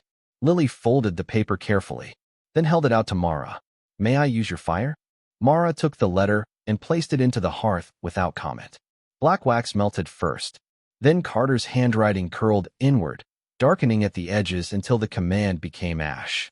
The writer watched, horrified. Lily looked at him. You may return with an answer. He straightened. Yes, Miss Monroe. Her voice stayed calm. I will complete the separation record at a neutral location, under neutral witness, at a time I choose. I will not return to Ashford Palace to make his betrayal look orderly. The writer swallowed hard. And King Vale. Lily glanced toward Adrian. He said nothing. Exactly nothing. So she answered for herself. King Vale is not my decision-maker. Do not write his name where mine belongs. A silence followed. The writer bowed lower this time. I will carry the message. Good. He mounted quickly and rode back into the mist. Only when the road emptied did Lily's knees weaken. She hated that too. Adrian moved one step, then stopped. Mara pointed to the chair. Sit before pride makes you stupid. Lily sat. A breath escaped her. Half pain, half relief. The bond still hurt. The letter had pulled at old obedience. Her body still believed Carter's seal meant command. But she had answered. Not through Adrian. Not through Mara. Through her own mouth. That mattered. Mara poured tea and set it beside her. You burned it cleanly, she said. Lily looked at the hearth. I thought it would hurt more. It may later. That is not comforting. It is honest. Lily accepted that. Honesty had become more valuable to her than comfort. Adrian spoke then, quiet from across the room. Carter will not like that answer. Lily looked at him. No. Do you want additional neutral guards? The question landed gently. Not because she feared Carter would storm the shelter. Because Adrian had not assumed his protection was the only kind she could choose. Yes, Lily said after a moment. Neutral guards. A faint nod. I will send for them. He turned toward the door. Adrian. He stopped. It was the first time she had used his name without title. The room seemed to notice. So did he? Yes. Thank you for not answering for me. His gaze softened by a fraction. I have no right to. Lily looked at him for a long moment. Carter had had fate. Carter had had years. Carter had had every private piece of her loyalty. And still, he had not understood something this simple. Adrian had no bond with her. No claim. No history except rain, witness, and a cloak offered without demand. Yet he understood. The ache inside her shifted again. Not toward him. Not romance. Not yet. Toward the possibility that respect could exist without being earned by suffering first. That possibility frightened her more than Carter's letter. Later that afternoon, Mara asked if Lily wanted to walk outside. The rain had stopped. The air smelled of wet leaves and smoke. Lily wrapped a plain shawl around her shoulders, not Adrian's cloak, and followed the path behind the shelter to a small stone bridge over a narrow stream. Adrian walked at a distance. Visible. Not close. Mara stayed near the door, pretending not to watch and watching perfectly. Lily stood on the bridge and listened to the water move below. For the first time in days, the world made a sound that did not belong to Ashford. No court whispers. No elder scrolls. No Vanessa's silver footsteps. No Carter's voice asking her to return so the record could look clean. Only water. Moving because it could. Her hand touched her bare wrist. The bracelet was gone. Still in Ashford, unless someone had picked it up. Perhaps Carter had. Perhaps Vanessa had stepped around it. Perhaps some servant had placed it in a velvet box and labeled it failed bond, as if the silver itself had failed. Lily closed her eyes. The bracelet had been her mother's hope. Her grandmother's too. But it had not saved her. It had only made betrayal visible. Do you regret leaving it? Adrian asked from behind her. Far enough not to startle. Close enough to hear if she chose to answer. Lily opened her eyes. No. The answer surprised her with its firmness. Then she added, I regret wearing it into a room where everyone else knew it had already lost meaning. Adrian said nothing. She turned slightly. Did your counsel know Carter planned this? His face hardened, not with evasion, with dislike. They suspected he meant to alter the alliance through marriage. They did not know he would do it through your sister in front of you. Lily studied him. And you? I knew he was capable of choosing politics over honor. A pause. I did not know he would call it fate's correction. The phrase struck something tender. Lily looked back at the stream. Everyone thought Vanessa looked more like a queen. Did you? She almost answered quickly, then stopped. The old answer rose first. No, I knew I was worthy. But that was not fully true. The truth was smaller and more wounded. Some days, she said, I thought fate had made a mistake people were too polite to name. The confession entered the air bare and quiet. Adrian did not rush to deny it. That was why his answer reached her. Fate may be sacred, he said, but it is not the only witness to worth. Lily turned. He stood beneath a bare tree, dark coat damp from mist, expression steady. Not flattering, not pitying, only certain. Then what is, she asked. Choice, he said. What a person protects when no one rewards them. What they refuse when accepting would be easier. What remains when the room stops applauding. Lily felt the words move through her slowly. Not as rescue, as recognition. She looked down at her hands. Soft hands, people had said. Gentle hands. Hands that had changed fever cloths, sorted casualty names, carried family grief, opened cabinets, held Carter's silence together until he was strong enough to choose someone else before witnesses. Maybe softness had never been the opposite of strength. Maybe Court had simply lied because softness did not frighten people until it stopped serving them. The sky cleared toward evening. A thin line of gold appeared beyond the eastern trees. Lily watched it without knowing what to call the feeling in her chest. Not happiness, not peace, something before both. Space again. When they returned to the shelter, a second messenger had arrived. Not Ashford. Vale. He bowed to Adrian, then to Lily. Adrian read the note first, then looked at her. My counsel confirms neutral guards will arrive by nightfall. Lily nodded. The messenger hesitated. There is also word from Vale Palace, Your Majesty. Adrian's expression remained unreadable. Speak. The council asks whether Miss Monroe will be received as political witness, protected guest, or royal dependent. Lily stiffened. There it was. A category waiting to swallow her. The world always wanted to name a woman quickly after she had been displaced. Rejected. Protected. Dependent. Witness. Burden. Adrian's gaze moved to her immediately. Not to decide. To ask. Lily looked at the messenger. Then at Adrian. Then at the plain shelter behind her. What do those mean, she asked. Adrian answered carefully.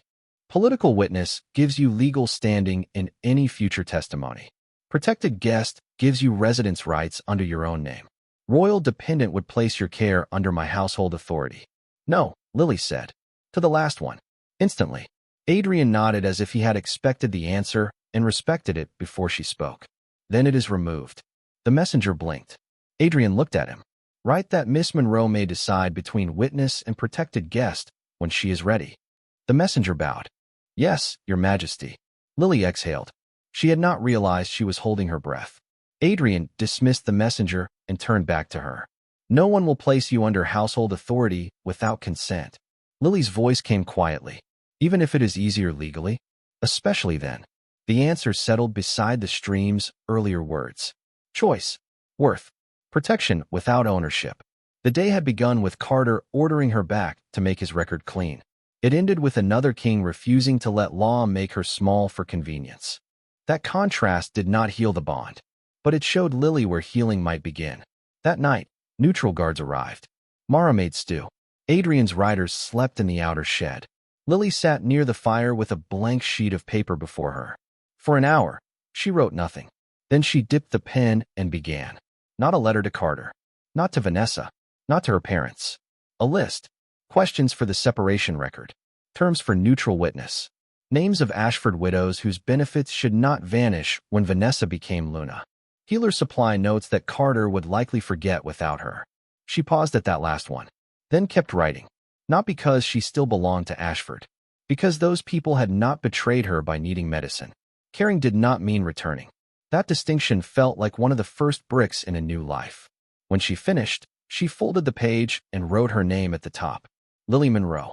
No title. No bond mark. No sister's shadow. Just her name. Across the room, Adrian looked up from the fire, but did not ask what she had written. Lily noticed. Then, for the first time since the bonded hall, she slept before midnight. The bond still hurt. Carter still existed somewhere west, perhaps furious, perhaps confused, perhaps beginning to feel the shape of what he had lost. Vanessa still wore silver. Ashford still held the bracelet. But Lily had given one answer, refused one category, chosen neutral guards, and written her own terms. Small things, quiet things, enough for one day. Outside, the road divided beneath moonlight. One path west, one path east. For the first time, Lily did not dream of the west. By the end of the first week, Ashford Palace began to understand that Vanessa Monroe had been chosen for a throne Lily Monroe had been quietly keeping alive. Not all at once. That would have been too merciful. The first failure was small. A widow's petition remained unanswered for 2 days because no one had marked it urgent in red ink. Lily always had. The woman waited outside the council chamber with her son asleep against her lap, holding the same folded paper until the edges softened from her fingers. Carter passed her once, then twice. The third time, the child coughed, and something in the sound pulled him to a stop. "What is this?" he asked. The steward looked frightened. "A compensation petition, Your Majesty." "Why has it not reached council?" No one answered quickly enough. That was answer enough. Carter took the petition himself. The name at the top struck him harder than it should have. Daniel Reeves, the soldier Lily had helped save in the healing wing after the war. His widow now requested winter grain rights and medicine credit. There was a note clipped to the back in Lily's handwriting. "Daniel's boy has lung weakness. Do not delay this past first frost." Carter stared at the words. First frost had come 3 nights ago. Behind him, Vanessa's voice floated from the council doorway. "Carter, the visiting nobles are waiting."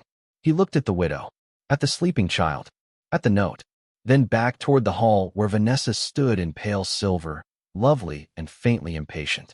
"I will be there shortly," he said. Vanessa blinked. She was not used to being second in a room.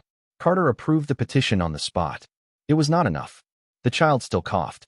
The woman still looked as if she had learned not to trust palace mercy unless Lily Monroe carried it in her own hands. That was the beginning. After that, the failures gathered quietly. The healing wing ran out of fever cloth because no one had reordered linen after the Southern Patrol returned. The kitchen overspent on imported fruit for Vanessa's reception, while the lower households waited for grain distribution. The council misplaced border casualty names because Lily had always rewritten them into family categories before Carter saw the list. Vanessa tried. That was the uncomfortable truth. She was not useless. She understood court seating, noble alliances, jewelry protocol, and the exact smile needed to soothe a proud ambassador before supper. She knew how to enter a room beautifully. She knew which old families hated which newer ones. She knew how to make Ashford look polished. But polish was not structure. Beauty was not memory. Aluna did not become useful because a silver dress fit well under sacred flame. The palace did not say this aloud. It did not need to. Carter felt it every time someone hesitated before asking Vanessa a question, then looked toward the door as if Lily might still appear with the answer already folded in her hands. Vanessa felt it too. By the 8th day, her brightness had sharpened at the edges. In the council chamber, she stood beside the silver Luna chair, one hand resting on its carved arm. "Why does everyone keep comparing me to her?" she asked. The room went silent. Carter looked up from a supply ledger Lily had once maintained. No one had written in the margins since she left. That was why the numbers no longer made sense. "No one said her name," he replied. Vanessa's mouth tightened. "They do not have to." That was true. Lily's absence said her name for them. It said it in the wrong T. The late petitions. The healer's confusion. The widows waiting too long. The warriors who accepted Vanessa's public blessing with polite bows, then asked the servants whether Miss Monroe had truly gone east. Miss Monroe, not rejected mate, not discarded bride, not even Lily, when they feared being overheard. Miss Monroe, respect had arrived late, hiding in formality. Carter closed the ledger. "You wanted the Luna chair." Vanessa flinched. "I wanted you." For one moment, he saw the girl beneath the silver. Not innocent, not absolved, but frightened. Vanessa had thought being chosen would mean becoming wanted without condition. She had not understood that she had been chosen partly because she made public life easier than the woman fate had given him. Maybe Carter had not understood it either until now. "You knew," he said. Her face paled. The council forgot how to breathe. Carter's voice remained quiet. "You knew before she entered the hall." Vanessa looked away. The elders said the bond had become politically difficult. That was not what I asked. She swallowed. Yes. The answer entered him slowly. Not a surprise. As confirmation of a rot he had helped cultivate. She was your sister. Vanessa's eyes filled. And you were her mate. The words struck harder because they were true. Carter had no defense. Pride reached for one. Found none. Before he could answer, Elder Hayes entered with a sealed report. Your Majesty. Vale correspondence. The name changed the air. Vanessa wiped her eyes quickly. Carter held out his hand. The seal was dark blue, marked by the Vale crown. Not Adrian's personal hand. Council documentation. Carter broke the wax. The report was formal. Infuriatingly so. Lily Monroe had declared neutral witness status. She had refused royal dependent classification. She had submitted terms for bond separation under neutral law.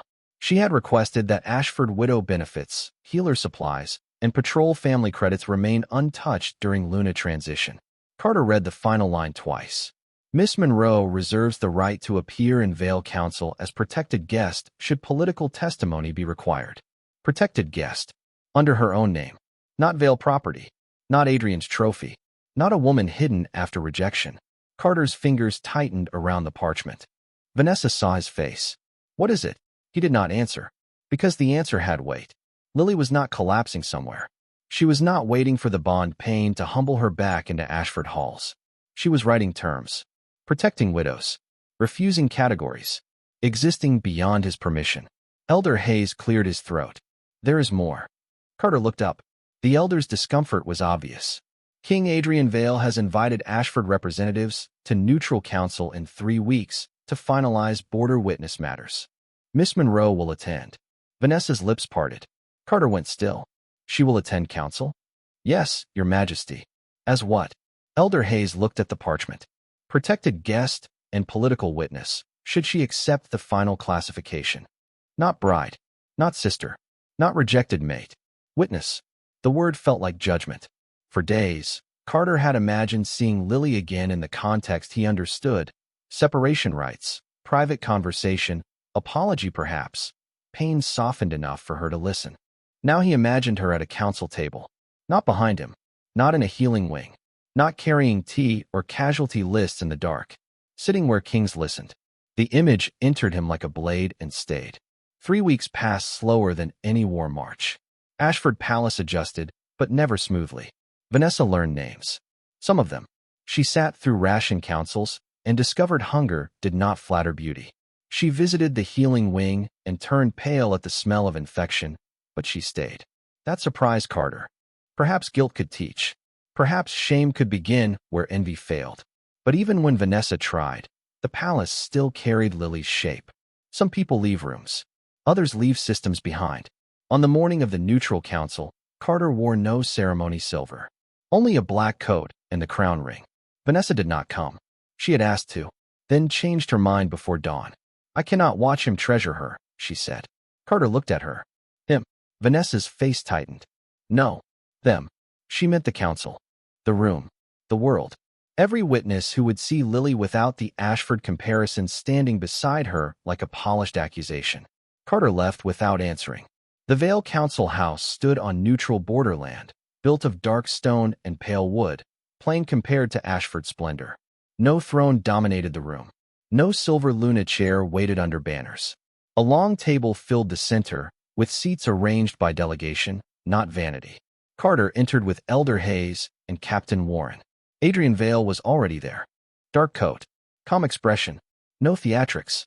He stood when Carter entered, not out of submission, but protocol. Alpha King Ashford. King Vale.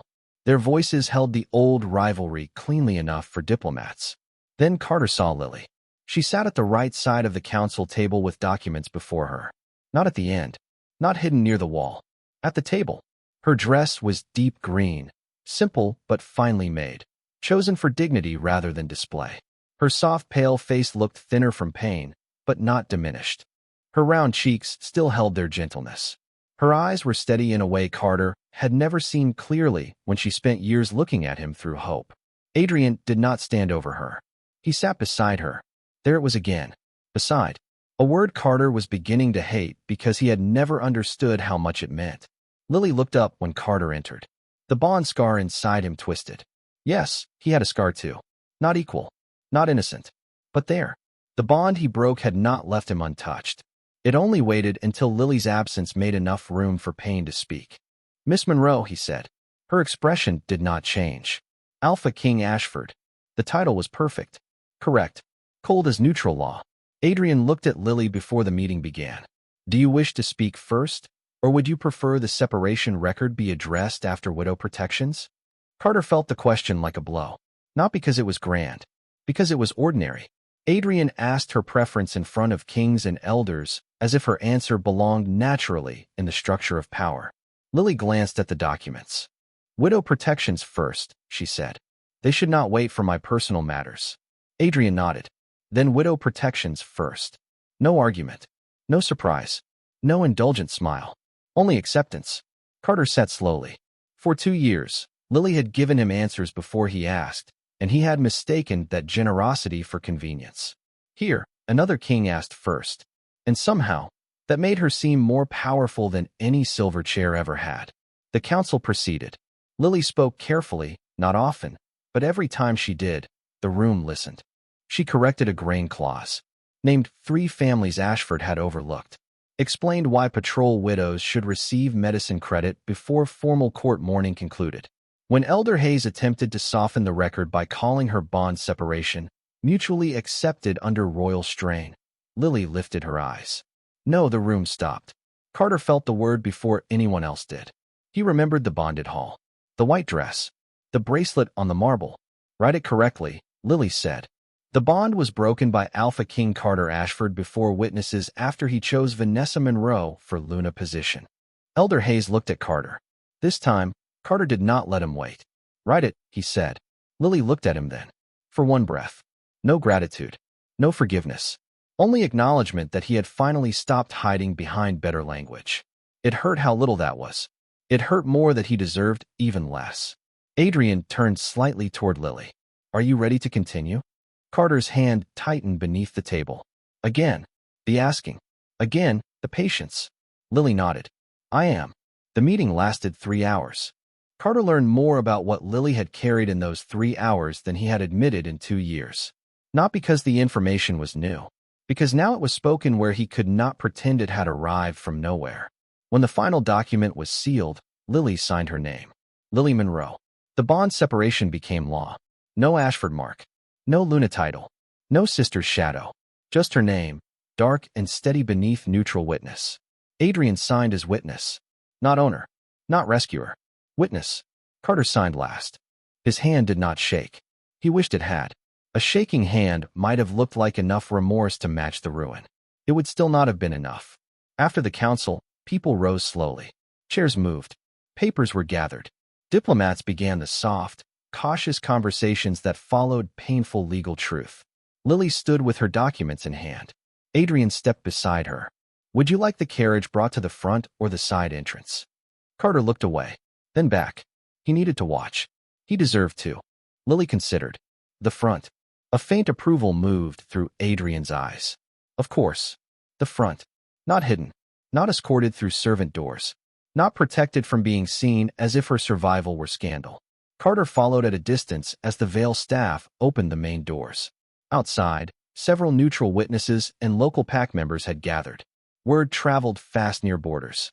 Lily stepped into daylight. No one laughed. No one whispered loudly enough to wound.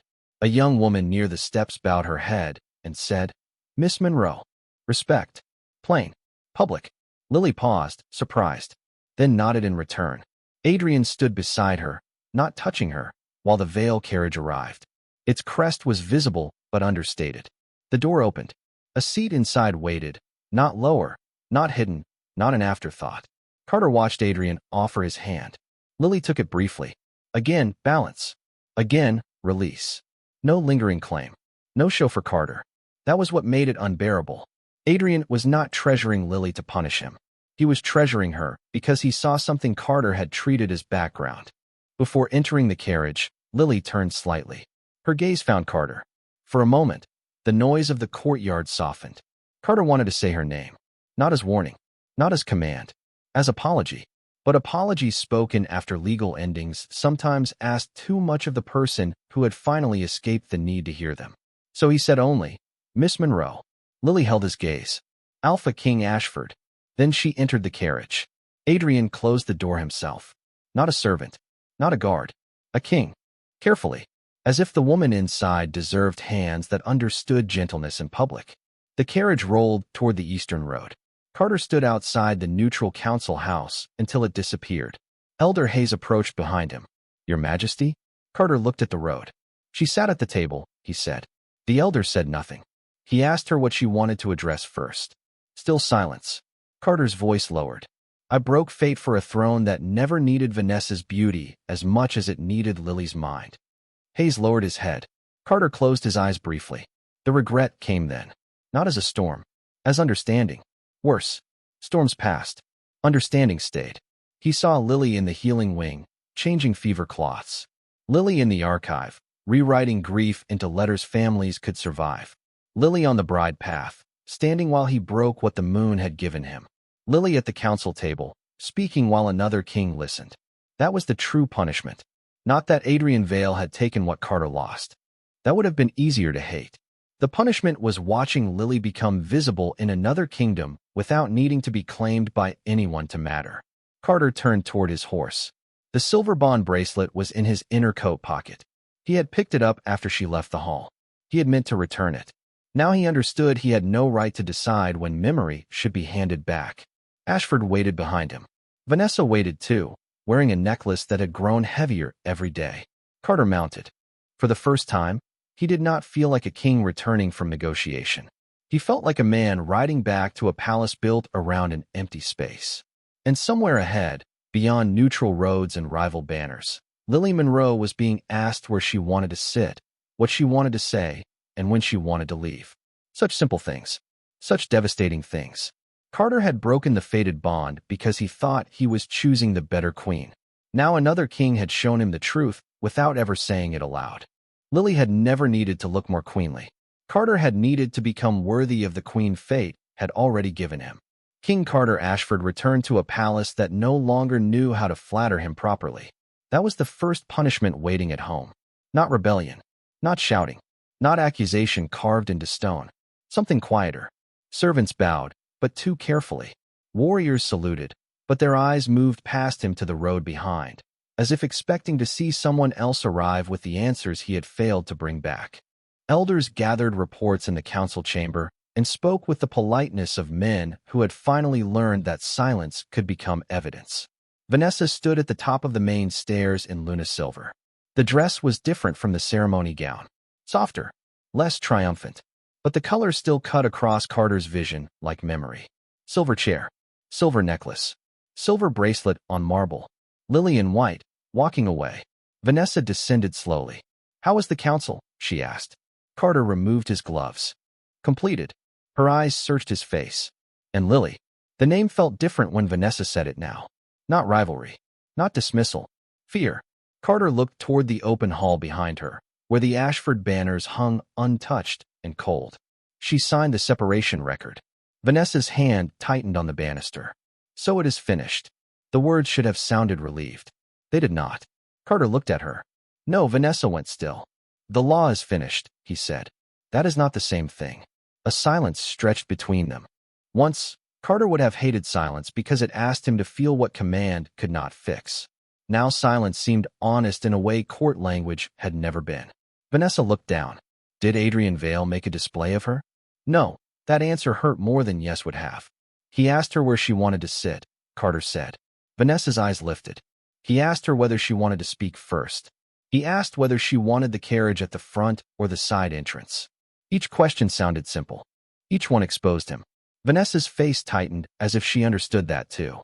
And she answered, yes. Clearly, Carter looked away. Very.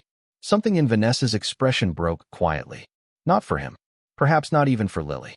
For herself. Because she was beginning to understand the throne she had gained was built beside a man who had needed another king to teach him how to ask. That evening, Carter called the council. Not the ceremonial council. The working one. No polished banners. No visiting nobles. No music placed over discomfort. Only ledgers, petitions, supply records, and the empty Luna chair beside him. Vanessa sat in it. For the first time, Carter noticed how uncomfortable she looked there. The chair had been made to display a woman, not support her. Perhaps that was why Lily had never belonged in it. Lily had never been decorative enough for a throne designed by men who confused being seen with being honored. Elder Hayes began with border matters. Carter lifted one hand. Widow protections first. The elder blinked. Your Majesty? Widow protections, Carter repeated. The ones Miss Monroe entered into the separation terms. Vanessa's face shifted at the name, but she did not object. The council reluctantly turned pages. The first petition was Daniel Reeves's family, then Marcus Tiller, then Owen Price, names Lily had written in the margins of another life. Carter read each one aloud, not because he needed to, because the room did.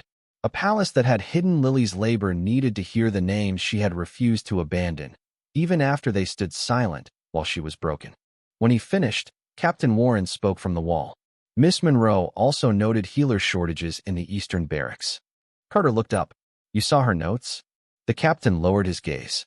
She sent copies through neutral witness. Of course she had. Not for him. For the wounded. The realization struck without drama. Lily had left Ashford, but she had not stopped caring for people who had been powerless beneath its roof. That was why losing her hurt differently from losing a bond. A bond could be mourned as fate. This was character. And Carter had chosen court beauty over character because beauty embarrassed him less in public. Approve the supply request, he said. Elder Hayes hesitated. It will require cutting reception funds. Carter looked toward Vanessa. The room looked with him. Vanessa's face paled. For a second, the old court instinct appeared. Protect the appearance, protect the new Luna's dignity, protect the silver polish of the choice Carter had made. Then Vanessa placed both hands on the arm of the chair. Cut the reception funds. The council went still. Carter watched her.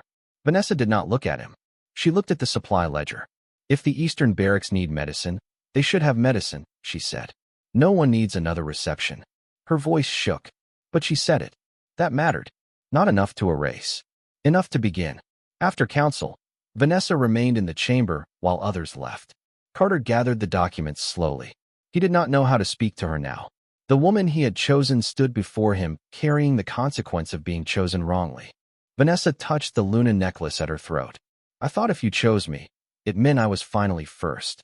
Carter closed the ledger. Vanessa laughed once. Small. Painful. Isn't that ugly? He did not answer. She continued anyway. All our lives, people looked at me before Lily. I knew they did. I pretended not to notice because being seen felt safer than asking whether it was fair. Her fingers closed around the necklace. When the council said I was better suited, I believed them because I wanted to. Because if fate chose Lily, then maybe beauty was not enough. And if beauty was not enough, I did not know what I had been praised for all my life. Carter looked at her then. For the first time, he saw not a replacement. Not a chosen Luna. A woman raised inside the same cruel mirror that had taught Lily to feel less queenly. I let them dress me in silver, Vanessa whispered. I let her walk in wearing white. Her voice broke on the last word. Carter's chest tightened. You are not the only one who failed her. No, Vanessa said. But I failed her as her sister. That is older than your bond. Silence. The truth stood between them without asking to be softened. Carter reached into his coat and removed the silver bond bracelet. He had carried it through the neutral council, through the ride home, through every question he had not deserved to ask. Vanessa looked at it and went very still. She left it, she said. Yes. Why do you have it? I picked it up after she left. Did she ask you to? No, the answer shamed him as he spoke it. Vanessa held out her hand. Carter did not give it to her. Not immediately. Her eyes lifted. I am not asking to keep it. What are you asking? To stop letting you decide what happens to things that belong to Lily. The words struck cleanly. Carter looked down at the bracelet, then placed it in Vanessa's palm. It looked wrong there. Not because she was unworthy of silver. Because this silver had history she had stepped over. Vanessa closed her fingers carefully. I will send it to her mother, she said. Not to Lily. Not yet. Her mother should decide whether it ever finds her. Carter nodded. That was better than anything he had planned, which was another kind of punishment. Later that night, Carter walked through the healing wing. He did not summon anyone. He carried no guards. The ward smelled of herbs, linen, and old pain. Daniel Reeves's son slept in the far cot, breathing easier now. A healer moved quietly between shelves, checking labels Lily had rewritten months ago. Carter stopped beside the blue salve cabinet. The labels were precise, clear, soft handwriting. Lily's. For 2 years, her care had been everywhere. So constant it had become invisible. He touched one label with the back of his finger and remembered her hands after the war. Stained with herbs, steady over fever, gentle around grief no one else had wanted to name. He had called Vanessa better for the throne. But a throne was not a chair. It was every life that had to survive beneath it. Lily had known that. He had not. Not soon enough. The healer noticed him and bowed. "Your Majesty." "Do not stop," Carter said. She hesitated, then continued working. It was a small thing. A healer continuing instead of shrinking because the king entered. Small things were where Lily had built kingdoms. Carter remained until midnight, reading supply ledgers he should have learned years ago. By morning, 3 orders were sent. Widow protections were made permanent. Healer Supply Authority moved out of council hands. Luna reception funds redirected to winter medicine. Vanessa signed the last order with him. Her hand trembled. She signed anyway. News traveled quickly through Ashford. Some praised the new Luna's mercy. Vanessa stopped that by noon. "She is not the author of these protections," she told the court steward. "Miss Lily Monroe is. Say her name correctly." The steward went pale, then bowed. Carter heard about it from Captain Warren. He did not know what he felt. Relief, perhaps. Grief. The strange agony of seeing people become better only after someone good had been harmed badly enough to force the lesson. 3 days later, a reply arrived from Lily's mother. The bracelet had been received. No message for Carter. None for Vanessa. Only a formal acknowledgement. That silence was deserved. Vanessa read it once and folded it. "She may never forgive me," she said. Carter looked toward the window. Snow had begun lightly over the courtyard. "No, will she forgive you?" He almost said no, then understood the arrogance hidden even in assuming forgiveness was the question. "I do not know if forgiveness has anything to do with us anymore." Vanessa looked at him. "She is building something else," Carter said. He did not know how he knew. Only that the Lily who sat at the Vale Council table, who wrote terms before signing pain into law, who protected widows while refusing to return, was not waiting somewhere to decide whether Ashford deserved her softness again. She had turned toward life, not away from him. That difference mattered. It made loss cleaner, crueler, truer. That night, Carter wrote a letter. He did not begin with "come back." He did not begin with "I miss you." He began with the only sentence that did not ask her to carry his regret. "Miss Monroe, the widow protections you requested have passed under permanent seal." Then he listed each order. No plea, no explanation, no claim. At the end, his hand hovered over the page. He wanted to write her name. Lily. He wanted to write "I am sorry" again and again until ink became atonement. But apology, when repeated to the wounded person too often, could become another demand. So he wrote only, "Your terms were correct. Carter Ashford." He sealed it with plain wax, not royal black. Then he gave it to Captain Warren. "Send it through neutral witness. If she refuses it, do not return with complaint." "Yes, Your Majesty." When the captain left, Carter sat alone in the council chamber. The Luna chair beside him remained occupied now by law, not illusion. Vanessa had moved to the working bench, where ledgers stained fingers and beauty could not do the work for her. The silver chair looked empty even when no one sat in it. Perhaps it always had. Carter looked at the place where Lily should have been honored and understood, at last, that he had not lost her to Adrian Vale. He had lost her in every moment before that. Every time she stayed awake while he slept. Every time she rewrote grief into language his people could bear. Every time she stood behind him while he let the court call her soft, but not queenly.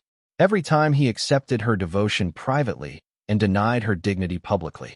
Adrian had only appeared at the end, holding a cloak, asking a question, showing Carter, with unbearable simplicity, what respect should have looked like from the beginning. Outside, snow softened the Ashford courtyard. Inside, the palace worked badly, then better, then differently. Not because Lily returned, because she did not. That was the lesson that stayed. Some women repair a kingdom by remaining. Others repair it by leaving so completely that everyone finally sees what their hands had been holding. Carter Ashford sat beneath silver banners with no fated bond, no easy forgiveness, and no way back to the The first time Lily Monroe entered Vale Palace, no one asked her to stand behind anyone. That was what she noticed before the banners, before the high stone arches, before the dark blue windows catching late afternoon light, before the quiet rows of guards who bowed to Adrian first, then to her, not because they knew what she was, but because he had made it clear she was not to be treated as something rescued and displayed. Lily walked through the main hall in a deep green traveling dress, her hands folded beneath Adrian's cloak, which she carried over one arm instead of wearing. She had chosen that. Adrian had said nothing except, of course. The palace was not soft. Vale Palace had been built into the side of a mountain, all dark stone, ironwood beams, and long corridors meant to survive winter sieges. It did not try to charm visitors. It did not glitter like Ashford. It did not drape cruelty in silver and call it tradition. It felt older than beauty. That made it easier to breathe. Still, Lily's chest tightened when the council gathered in the receiving hall. Old men, sharp-eyed women, warriors with scarred hands, a healer in blue robes, a steward holding a record book, all of them looking at the woman whose fated bond had been broken by another king. Lily felt the old instinct rise. Make herself smaller. Smile gently. Prove she was not difficult. Prove Adrian had not made a mistake by bringing her here. Then she remembered Carter standing beneath silver banners, saying Vanessa was better for the throne because Lily did not carry herself as Luna should. The instinct died quietly. Good. Let it die. Adrian stopped beside her, not ahead. Lily Monroe enters Vale Palace as a protected guest under her own name, he said to the room. She is not a royal dependent. She is not a political token. She is not to be discussed as leverage in Ashford matters unless she chooses to speak. The steward wrote every word. Lily looked at Adrian. He did not look back for approval. He had not said it to impress her. He had said it because boundaries meant little if power did not repeat them where others could hear. A woman near the council table inclined her head. Miss Monroe, she said. I am Counselor Margaret Hale. Welcome to Vale. Lily braced for pity. None came. Margaret's gaze moved to the documents in Lily's hands. King Adrian tells us you have already submitted widow protection notes for Ashford. If you wish, we would like to review your method. Our northern settlements have similar delays. Lily went still. Not because the request was insulting. Because it was not. It was not. Are you well enough to sit? Not. Has the pain made you fragile? Not. How tragic that another king lost you. It was, your work has value. Will you show us how you did it? The ache in her chest shifted. Adrian glanced at her only then. A silent question. Lily answered the room herself. Yes, she said. But I will need current ration records, healer supply ledgers, and patrol family lists before I advise anything. Counselor Hale nodded immediately. Done. No surprise. No amusement. No comment about her soft face or gentle voice. The room simply accepted that she knew what she needed. Lily had to look down for a moment. Not to hide tears. To steady herself against respect arriving without humiliation first. Her chambers were in the east wing, overlooking pine forests and a narrow river cutting through the valley. The room was warm, plain, and larger than she expected. No silver chair. No ceremonial dress. No jewelry laid out as expectation.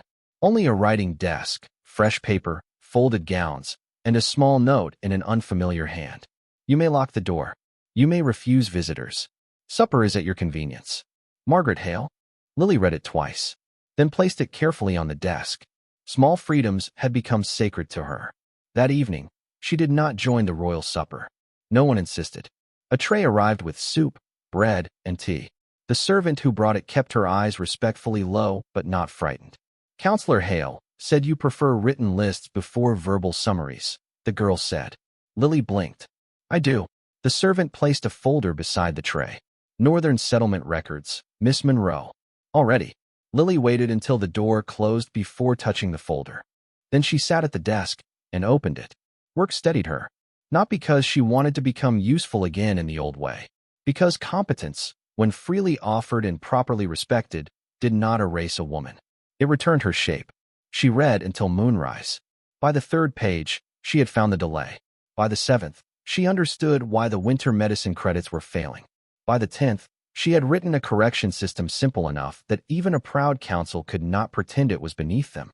Near midnight, a soft knock came. Lily looked up. Her body tightened. Old fear. Old training. Then Adrian's voice came from the other side of the door. Miss Monroe, you do not need to answer. I only came to say Carter's letter arrived through neutral witness. It can be held until morning or burned unopened. Lily stared at the door. Not opened. Not entered. Not assumed. Held. Burned. Morning. Choice. Given even through wood. She stood slowly and walked to the door, but did not open it yet. What does the seal look like? Plain wax. Not royal black. That surprised her. Her hand rested near the lock. Does it smell of command? A pause. Then, from the other side, Adrian said, less than his previous letter. The answer was so serious and so unexpectedly dry that Lily almost laughed. Almost. The sound caught in her chest, unfamiliar and soft. Slide it under the door, she said. A moment later, the letter slipped beneath. Footsteps retreated immediately. He did not wait to hear if she opened it. That might have been the most respectful part. Lily picked up the letter. The paper was thick, but not ceremonial. Carter's handwriting marked the front. Miss Monroe. Not Lily. Not mate. Not come back. She broke the seal. The letter listed orders passed in Ashford. Widow protections, healer supply authority, medicine credits, reception funds redirected. At the bottom, one line remained. Your terms were correct. Carter Ashford. Lily sat on the edge of the bed. Her chest hurt. Not like the bond tearing. Not like the hull. This was quieter. The pain of a wound being acknowledged by the hand that made it. Too late to undo the scar. She folded the letter. Did not burn it. Did not press it to her heart. She placed it in the folder beneath the Ashford widow notes. Where it belonged. With records. With consequence. Not with longing. Morning came clear and cold. Lily attended her first Vale working council after breakfast. She expected difficulty. Suspicion at least. A few polite dismissals hidden in procedural language. Instead, Margaret Hale opened the session by saying, Miss Monroe has identified the ration delay. Every face turned toward Lily. Her pulse quickened. The bond scar inside her chest still ached, but the ache did not command her silence. She stood, not because anyone ordered it, because she wanted the map. Adrian, seated at the head of the table, pushed it toward her without comment. Lily placed her notes beside the northern settlement chart. The problem is not grain quantity, she said. It is authorization sequence. Your healers report illness after the steward records shortage, but by then the families most at risk have already cut meals. Reverse the order. Let healer markers trigger temporary supply release before council review. One elder frowned. That risks overuse. Yes, Lily said. So require a second confirmation within 5 days. Not before release. After. The elder opened his mouth. Margaret interrupted. She is right. Adrian looked at the elder. Can it be implemented? The elder hesitated. Lily waited for Adrian to decide. He did not. He looked back at her. What would you need? The question entered the room without ceremony. Lily answered before doubt could dress itself as humility. 2 clerks. Access to healer records. Authority to mark emergency releases for 30 days. After that, review the data. Adrian nodded. Granted. The word did not feel like ownership.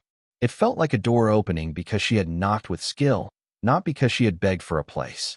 The meeting continued. People disagreed. Lily corrected them. They challenged her numbers. She showed the ledger.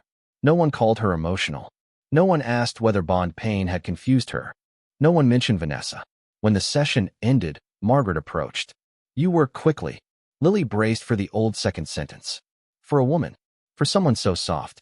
For a guest. It did not come. Margaret only said, We have needed this for months. Lily looked at the marked map. Yes, she said softly. Most palaces need things long before they admit it. Margaret's eyes sharpened with understanding. Then perhaps we will admit faster. That evening, Lily walked alone through the east courtyard. Not truly alone. Vale guards watched from proper distance, trained to protect without hovering. Snow had not fallen yet, but the air carried its warning. Pine branches moved in the wind beyond the wall. Adrian found her near the river gate. He stopped several paces away. May I join you? Lily turned. The question no longer surprised her. That was perhaps the first sign of healing. Yes. They stood side by side, looking at the river below. For a while, neither spoke. Then Adrian said, The council approved the emergency release trial. I heard. They also approved your request that widowed households be listed before noble reception expenses. Lily looked at him. Was that difficult? Yes. Did you enjoy it? A little. This time, she did laugh. Small, brief, real. The sound startled them both. Adrian's face softened, but he did not comment on it. Lily appreciated that more than any compliment. After the quiet settled again, she said, Carter wrote. I know. He changed things. Yes. That matters. It does. She looked at the river. It does not make me want to go back. Adrian's answer came without hesitation. It should not have to. The words loosened something in her chest. Not the scar. Something around it. Permission, perhaps, to let a man become better without turning his improvement into her obligation. Lily breathed in the cold air. For so long, I thought being chosen would prove I was enough. Adrian remained silent. She continued. Then Carter chose Vanessa, and I thought losing him proved everyone had been right about me. The river moved below them, dark and patient. But today, Lily said, your counsel argued with my numbers for 40 minutes. Adrian's mouth curved slightly. They did. And not once did anyone look at me like my face, my body, or my sister explained whether I was worth hearing. No, she looked at him then. That should be ordinary. Yes. It was not. His expression changed. Not pity. Anger on her behalf, controlled enough not to crowd her. No, he said. It was not. Lily looked back at the river. The bond scar ached. But for the first time, the ache seemed smaller than the space around it. Maybe healing was not pain leaving. Maybe healing was life growing large enough that pain no longer filled every room. Behind them, Vale Palace glowed with warm windows. A place she could leave. A place she had chosen to enter. A place where her chair at the council table had not been ceremonial, but used. Lily wrapped her shawl tighter around her shoulders. Tomorrow I will need the Eastern healer ledgers too. Adrian's eyes warmed slightly. I will have them brought. To my office, not my chamber. His smile deepened by a fraction. You have an office? I have claimed the side table near Margaret's map cabinet. A bold occupation. Temporary. Most kingdoms begin that way. Lily glanced at him. There was humor there. Gentle. Careful. Not taking more than she offered. She looked away before it could frighten her. Adrian. Yes. Thank you for asking the council to listen. I did not. She turned back. He held her gaze. I told them your terms. Your work made them listen. Something inside her went still. Then warmed. Not romance. Not yet. Something quieter. The deep relief of not having her own value handed back to her as a gift from a man. Lily nodded once. Good. They stood beside the river until the first stars appeared. Later, in her chamber, Lily wrote a new list. Not for Ashford. For Vale. Northern Emergency Release Structure. Widow Medicine Credit Model. Settlement Winter Risk Categories. At the top of the page, she wrote her name. Lily Monroe. Then, after a pause, she added beneath it, Protected Guest. Political Witness. Council Advisor, Temporary. Temporary mattered. It meant she could choose again later. She slept with the page on her desk and the door locked from the inside. No silver chair waited for her in the dark. No sister stood shining where she had once hoped to belong. No king's command pulled her back west.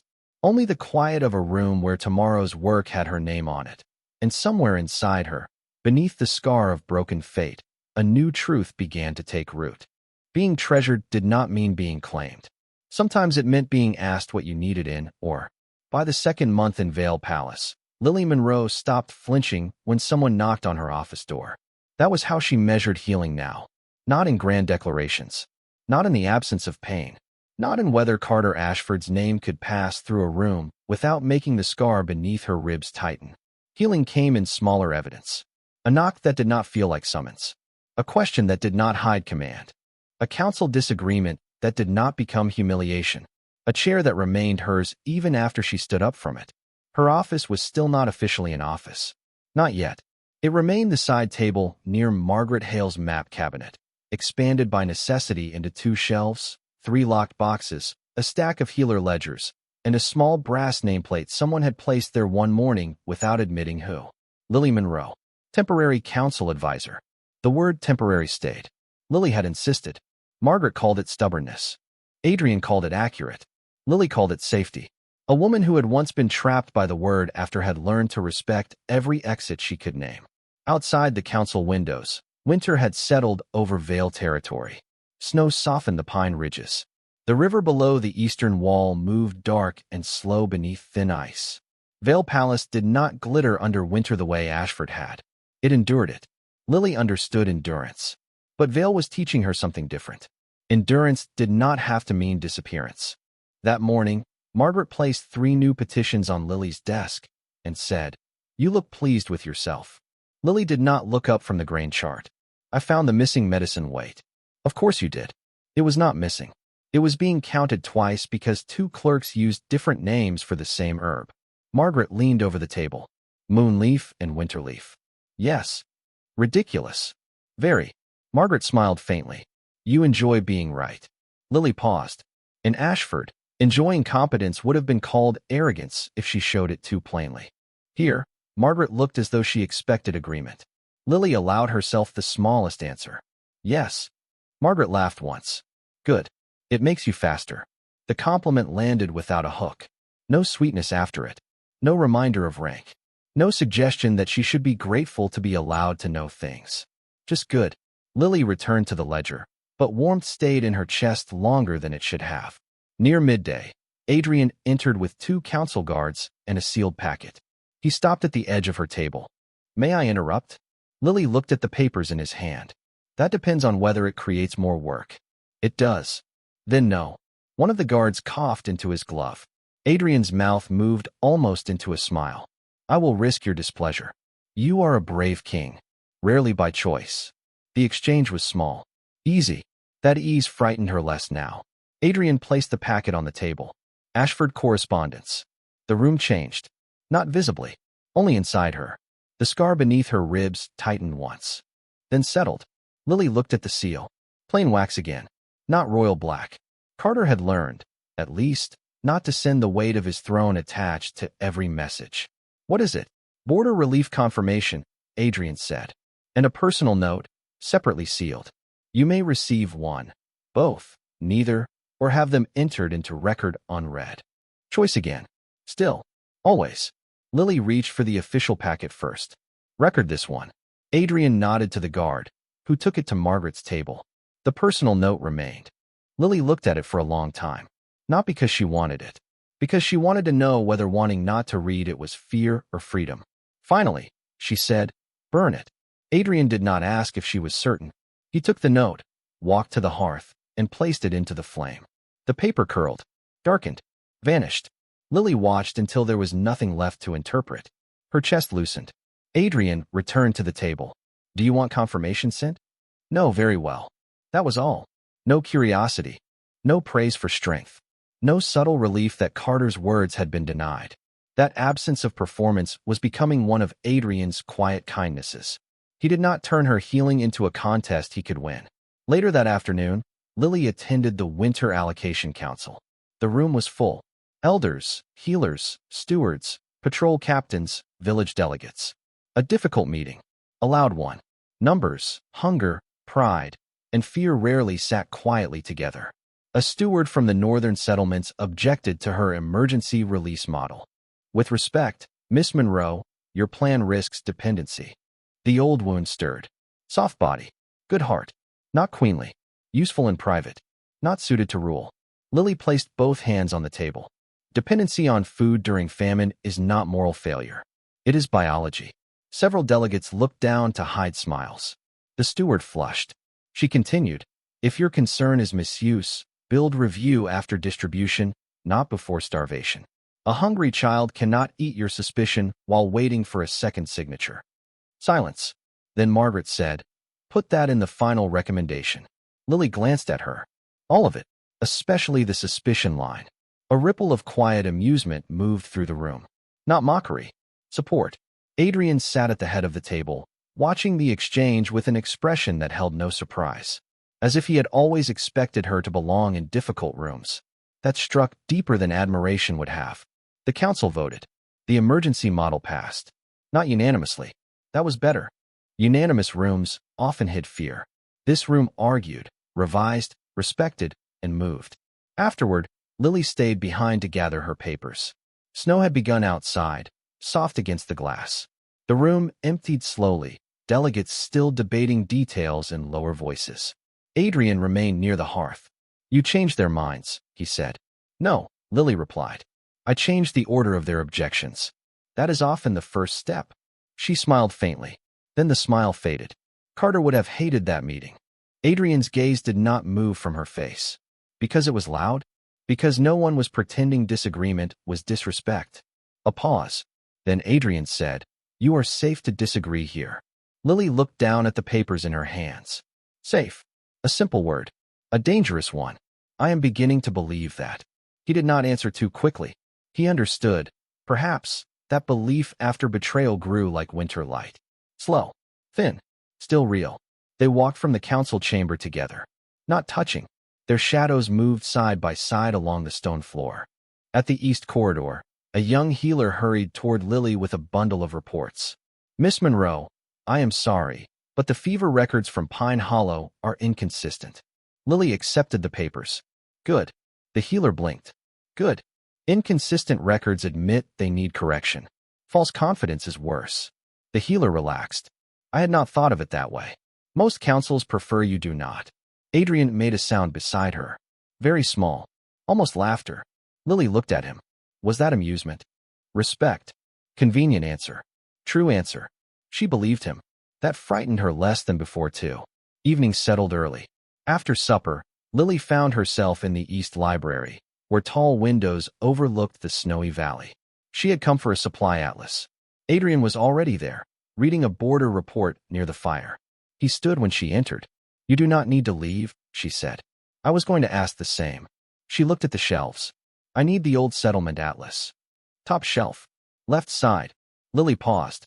You know where it is? I occasionally read in my own library. How royal of you. His mouth curved. The silence that followed was comfortable. That was new. Lily climbed the small library ladder before Adrian could offer. Halfway up, she reached for the atlas and found it heavier than expected. Her grip slipped slightly. Adrian stepped forward, then stopped. May I? The question, spoken before contact, made her close her eyes for one breath. Not because she was annoyed, because the respect still touched tender places. Yes. He steadied the bottom of the atlas while she pulled it free. Their fingers did not touch. When she climbed down, he stepped back immediately. The space remained hers. She held the atlas against her chest. Do you ever get tired of asking? Adrian looked at her. No, why? Because the moment I stop asking, I become easier to obey than to trust. The answer settled between them. Lily felt it. Deeply. Too deeply. For a moment, the library fire seemed louder than it was. Carter had been easy to obey. That had been part of the tragedy. Obedience could look like love from a distance. Trust required more humility. She sat at the table with the atlas. Adrian returned to his chair. Neither spoke for a while. When Lily opened the settlement map, a folded paper slipped from between the pages. Old. Yellowed at the edges. A previous advisor's note, perhaps. She unfolded it. A list of winter casualties from 20 years ago. Names. Families. Supplies delayed. The handwriting was not Adrian's. At the bottom, someone had written, They were not late because we lacked food. They were late because no one important was hungry. Lily stared at the sentence. Her throat tightened. Adrian noticed. That was my mother's hand, he said. Lily looked up. She ran winter relief before she became queen. Before and after. She said a crown only changed how many people blamed you when grain moved slowly. There was warmth in his voice. Grief too. Lily looked back at the note. Your mother understood. Yes. Is that why you listened to me? Adrian was quiet long enough that she looked at him again. No, he said. I listened because you were right. Then, softer, I kept listening because you reminded me of what rule is supposed to protect. The words did not feel like flattery. They felt like a door opening onto something she was not ready to enter. So she stayed where she was. At the table. With the atlas. With old grief and present work between them. Then we should use her note, Lily said. Adrian nodded. Yes. They worked until the candles shortened. By the time Lily returned to her chamber, snow had covered the courtyard completely. On her desk lay the brass nameplate. Lily Monroe, temporary council advisor. She touched the word temporary. Then, for the first time, she wondered whether one day she might remove it. Not because Adrian asked. Not because Vale needed her. Because she might choose to remain. The thought did not frighten her the way it once would have. It simply waited, patiently, like a chair offered without pressure, like a question asked without demand, like a king who knew how to stand beside her without turning beside into possession. Lily changed for bed and locked her door. The bond scar ached faintly in the quiet. Carter's name existed somewhere west. Vanessa's silver existed somewhere behind him. Ashford's memory still lived in her body. But here, in Vale Palace, another life had begun accumulating proof. A table, a map, a vote, a burned letter, a question before touch, a room where her voice changed law. Lily lay down and listened to the snow soften the world outside. For the first time, she did not measure the day by how little she had hurt. She measured it by how much she had done while hurting. That felt closer to healing, not the absence of pain, the return of self. And somewhere between the firelit library and the snow-covered valley, Lily Monroe began to understand that being treasured was not a single grand rescue in the rain. It was being respected so consistently that the wounded parts of her slowly stopped expecting every kindness to become a cage. The first winter council Lily Monroe chaired in Vale Palace began without a throne. That was Adrian's idea, or perhaps it was Margaret Hale's. Lily never found out, because when she entered the great council chamber that morning, the long table had been rearranged into a wide square, every seat level, every nameplate placed where work mattered more than display. At the center of the table lay maps, healer ledgers, grain records, and one small brass plate. Lily Monroe, council advisor. No temporary. Lily stopped just inside the door. For one breath, the room blurred. Not from grief. Not exactly. From the sudden violence of being given a place without having to lose blood at the threshold. Margaret stood near the maps, pretending to review a document. Adrian sat with the Eastern delegates, not at the head, because there was no head today. He looked up when Lily entered. He did not smile too quickly, did not watch her as if waiting to be thanked. He simply waited. The choice remained hers. That was why she walked forward. Slowly, in a deep blue dress suited for winter work, her hair pinned back, her soft pale face calm, her round cheeks warm from the corridor cold, Lily crossed the room and touched the brass plate with 2 fingers. Council advisor. A title. Not borrowed. Not decorative. Not offered to soothe a rejected woman. Earned. Her throat tightened. Margaret finally looked up. The word temporary became inaccurate. Lily breathed once, then nodded. Yes, she said quietly. It did. No one applauded. She was grateful. Applause would have made the moment feel like performance. Instead, the healers opened ledgers. The village delegates adjusted their papers. A steward asked whether Pine Hollow should be reviewed before the Northern Pass settlements. Work began. That was better than applause. For 3 hours, Lily led the Winter Relief Council. She did not speak constantly. She did not need to. She asked the healers first, because sickness arrived before hunger confessed itself. She asked the village women before the stewards, because those who cooked the grain knew its absence before those who counted it. She challenged a noble delegate who tried to delay medicine credits until after a hunting reception. No, Lily said. The room stopped. Not from fear. From attention. She looked at the delegate across the table. Children with fever do not wait for nobles to finish venison. Adrian looked down at his papers. Margaret coughed once into her hand. The delegate went red. The policy changed. By noon, the council had approved emergency winter releases, healer-led supply triggers, widowed household credits, and a protection order for neutral travelers crossing Vale territory. When Lily signed the final page, the pen did not tremble. That was when she knew the title was not the important part. The steady hand was. After the meeting, Adrian waited until everyone else had left before approaching her table. Council Advisor Monroe, he said. Lily looked up. The title sounded strange. Heavy. Fitting slowly. You are enjoying that, she said. A little. Only a little. I am trying to remain dignified. You failed around the venison clause. His mouth curved. I was deeply moved by policy. Lily laughed. Not loudly. Not nervously. Simply because she wanted to. The sound moved through the empty chamber and did not ask permission to exist. Adrian's expression softened. He did not comment on the laugh. He had learned, or perhaps always known, that some fragile returns should not be touched too quickly. A messenger arrived before sunset. Ashford colors. This time, Lily did not freeze. Her scar tightened once, then settled, like an old wolf lifting its head before deciding the threat had passed. The messenger bowed at the council chamber door. Council Advisor Monroe. Lily noticed the title. So did Adrian. The messenger held out a sealed packet. From Alpha King Carter Ashford. Official council correspondence. No personal letter enclosed. That mattered. Lily accepted it herself. Thank you. She opened the packet at the table, not in private.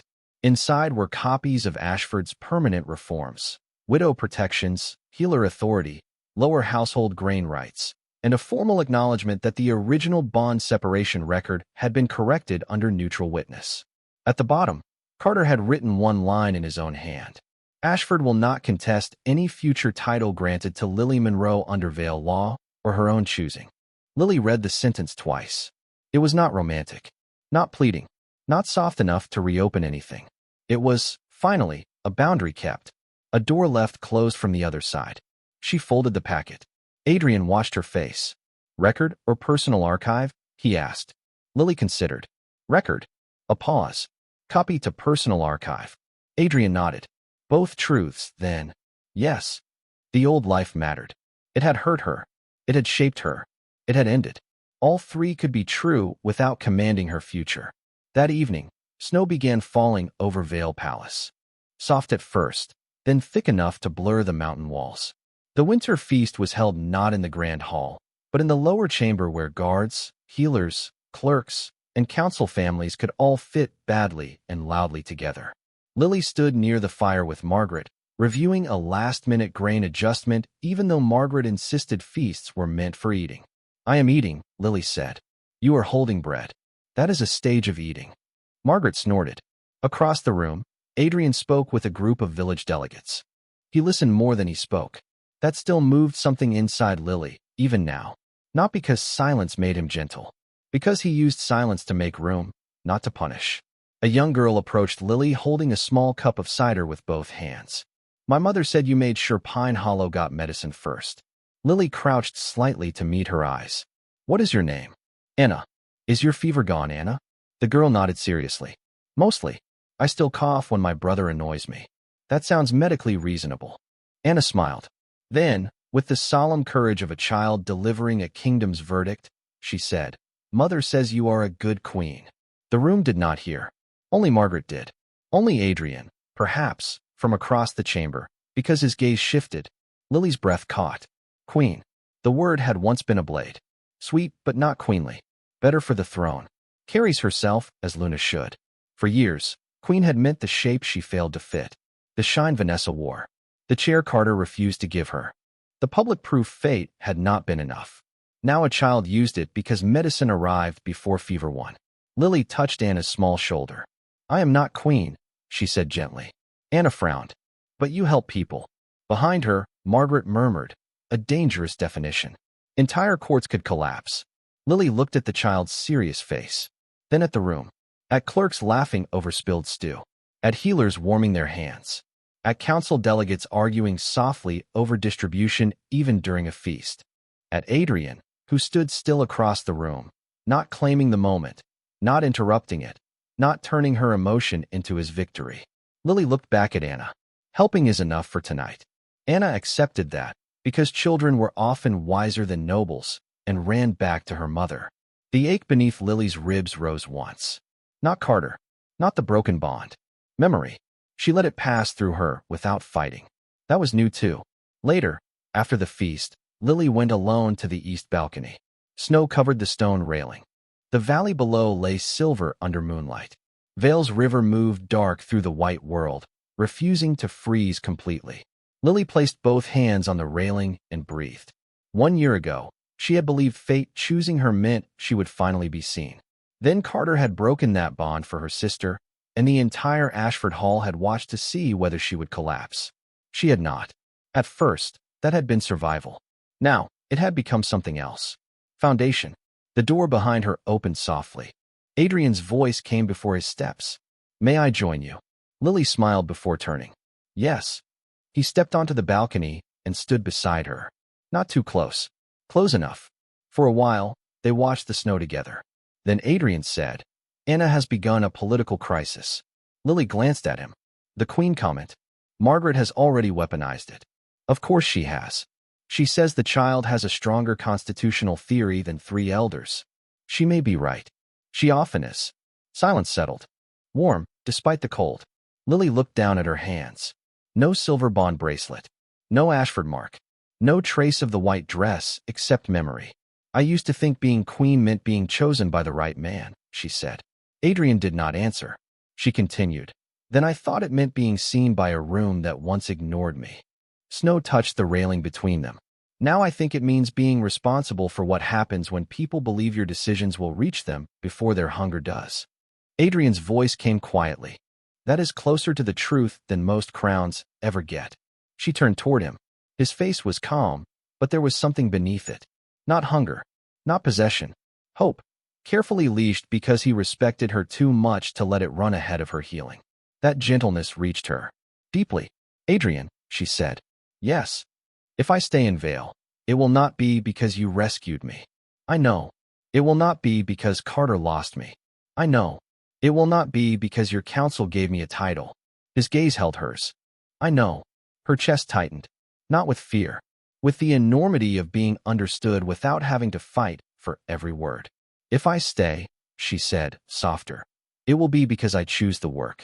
The people. The room I can leave and still return to. The way you asked before entering. The way power feels less like weather here. Adrian's expression changed. Only slightly. Enough. And you? She asked. His brows drew together faintly. What about me? If I choose you one day, it will not be because you stood in the rain with a cloak. His breath shifted. She stepped closer by half a pace. Not into his arms. Into her own courage. It will be because you kept standing beside me after the rain ended.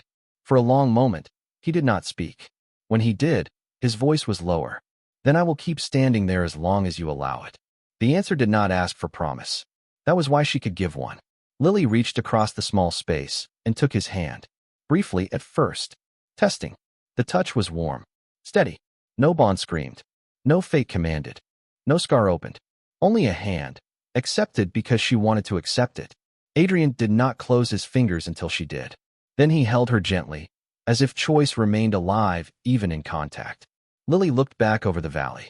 Snow fell. The world stayed quiet. Far to the west, Ashford Palace would be lit beneath its own winter sky. Carter would sit with reforms Lily had forced into law by leaving. Vanessa would carry a silver necklace that had perhaps become less ornament than lesson. The bracelet might be with Lily's mother now, folded in cloth, waiting for no ceremony.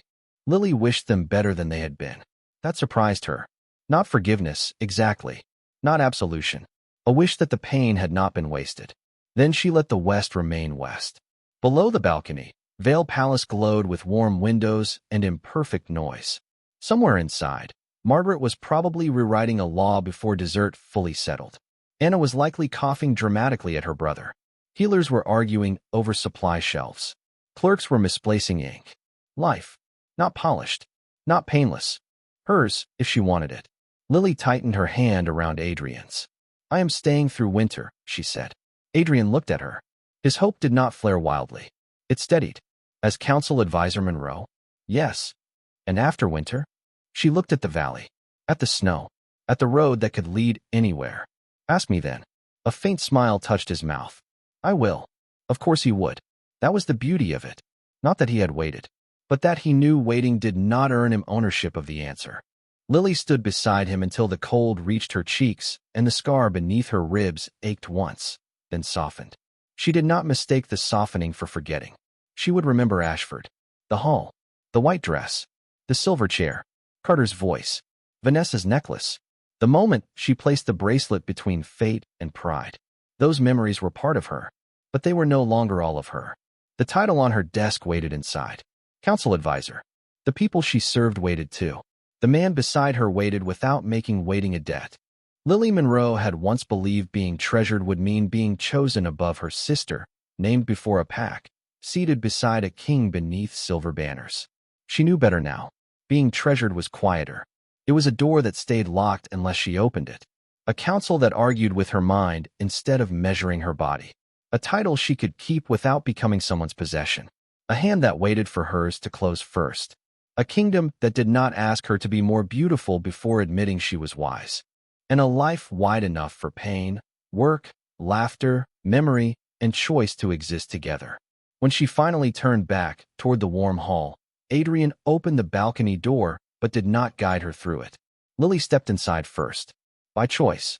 As snow covered the valley behind her, she entered the noise of Vale Palace not as a rescued woman, not as a rejected mate, not as the sister who lost the silver chair. She entered as Lily Monroe, seen, heard, respected, and treasured, at last, in a way that did not require her to belong to anyone but herself.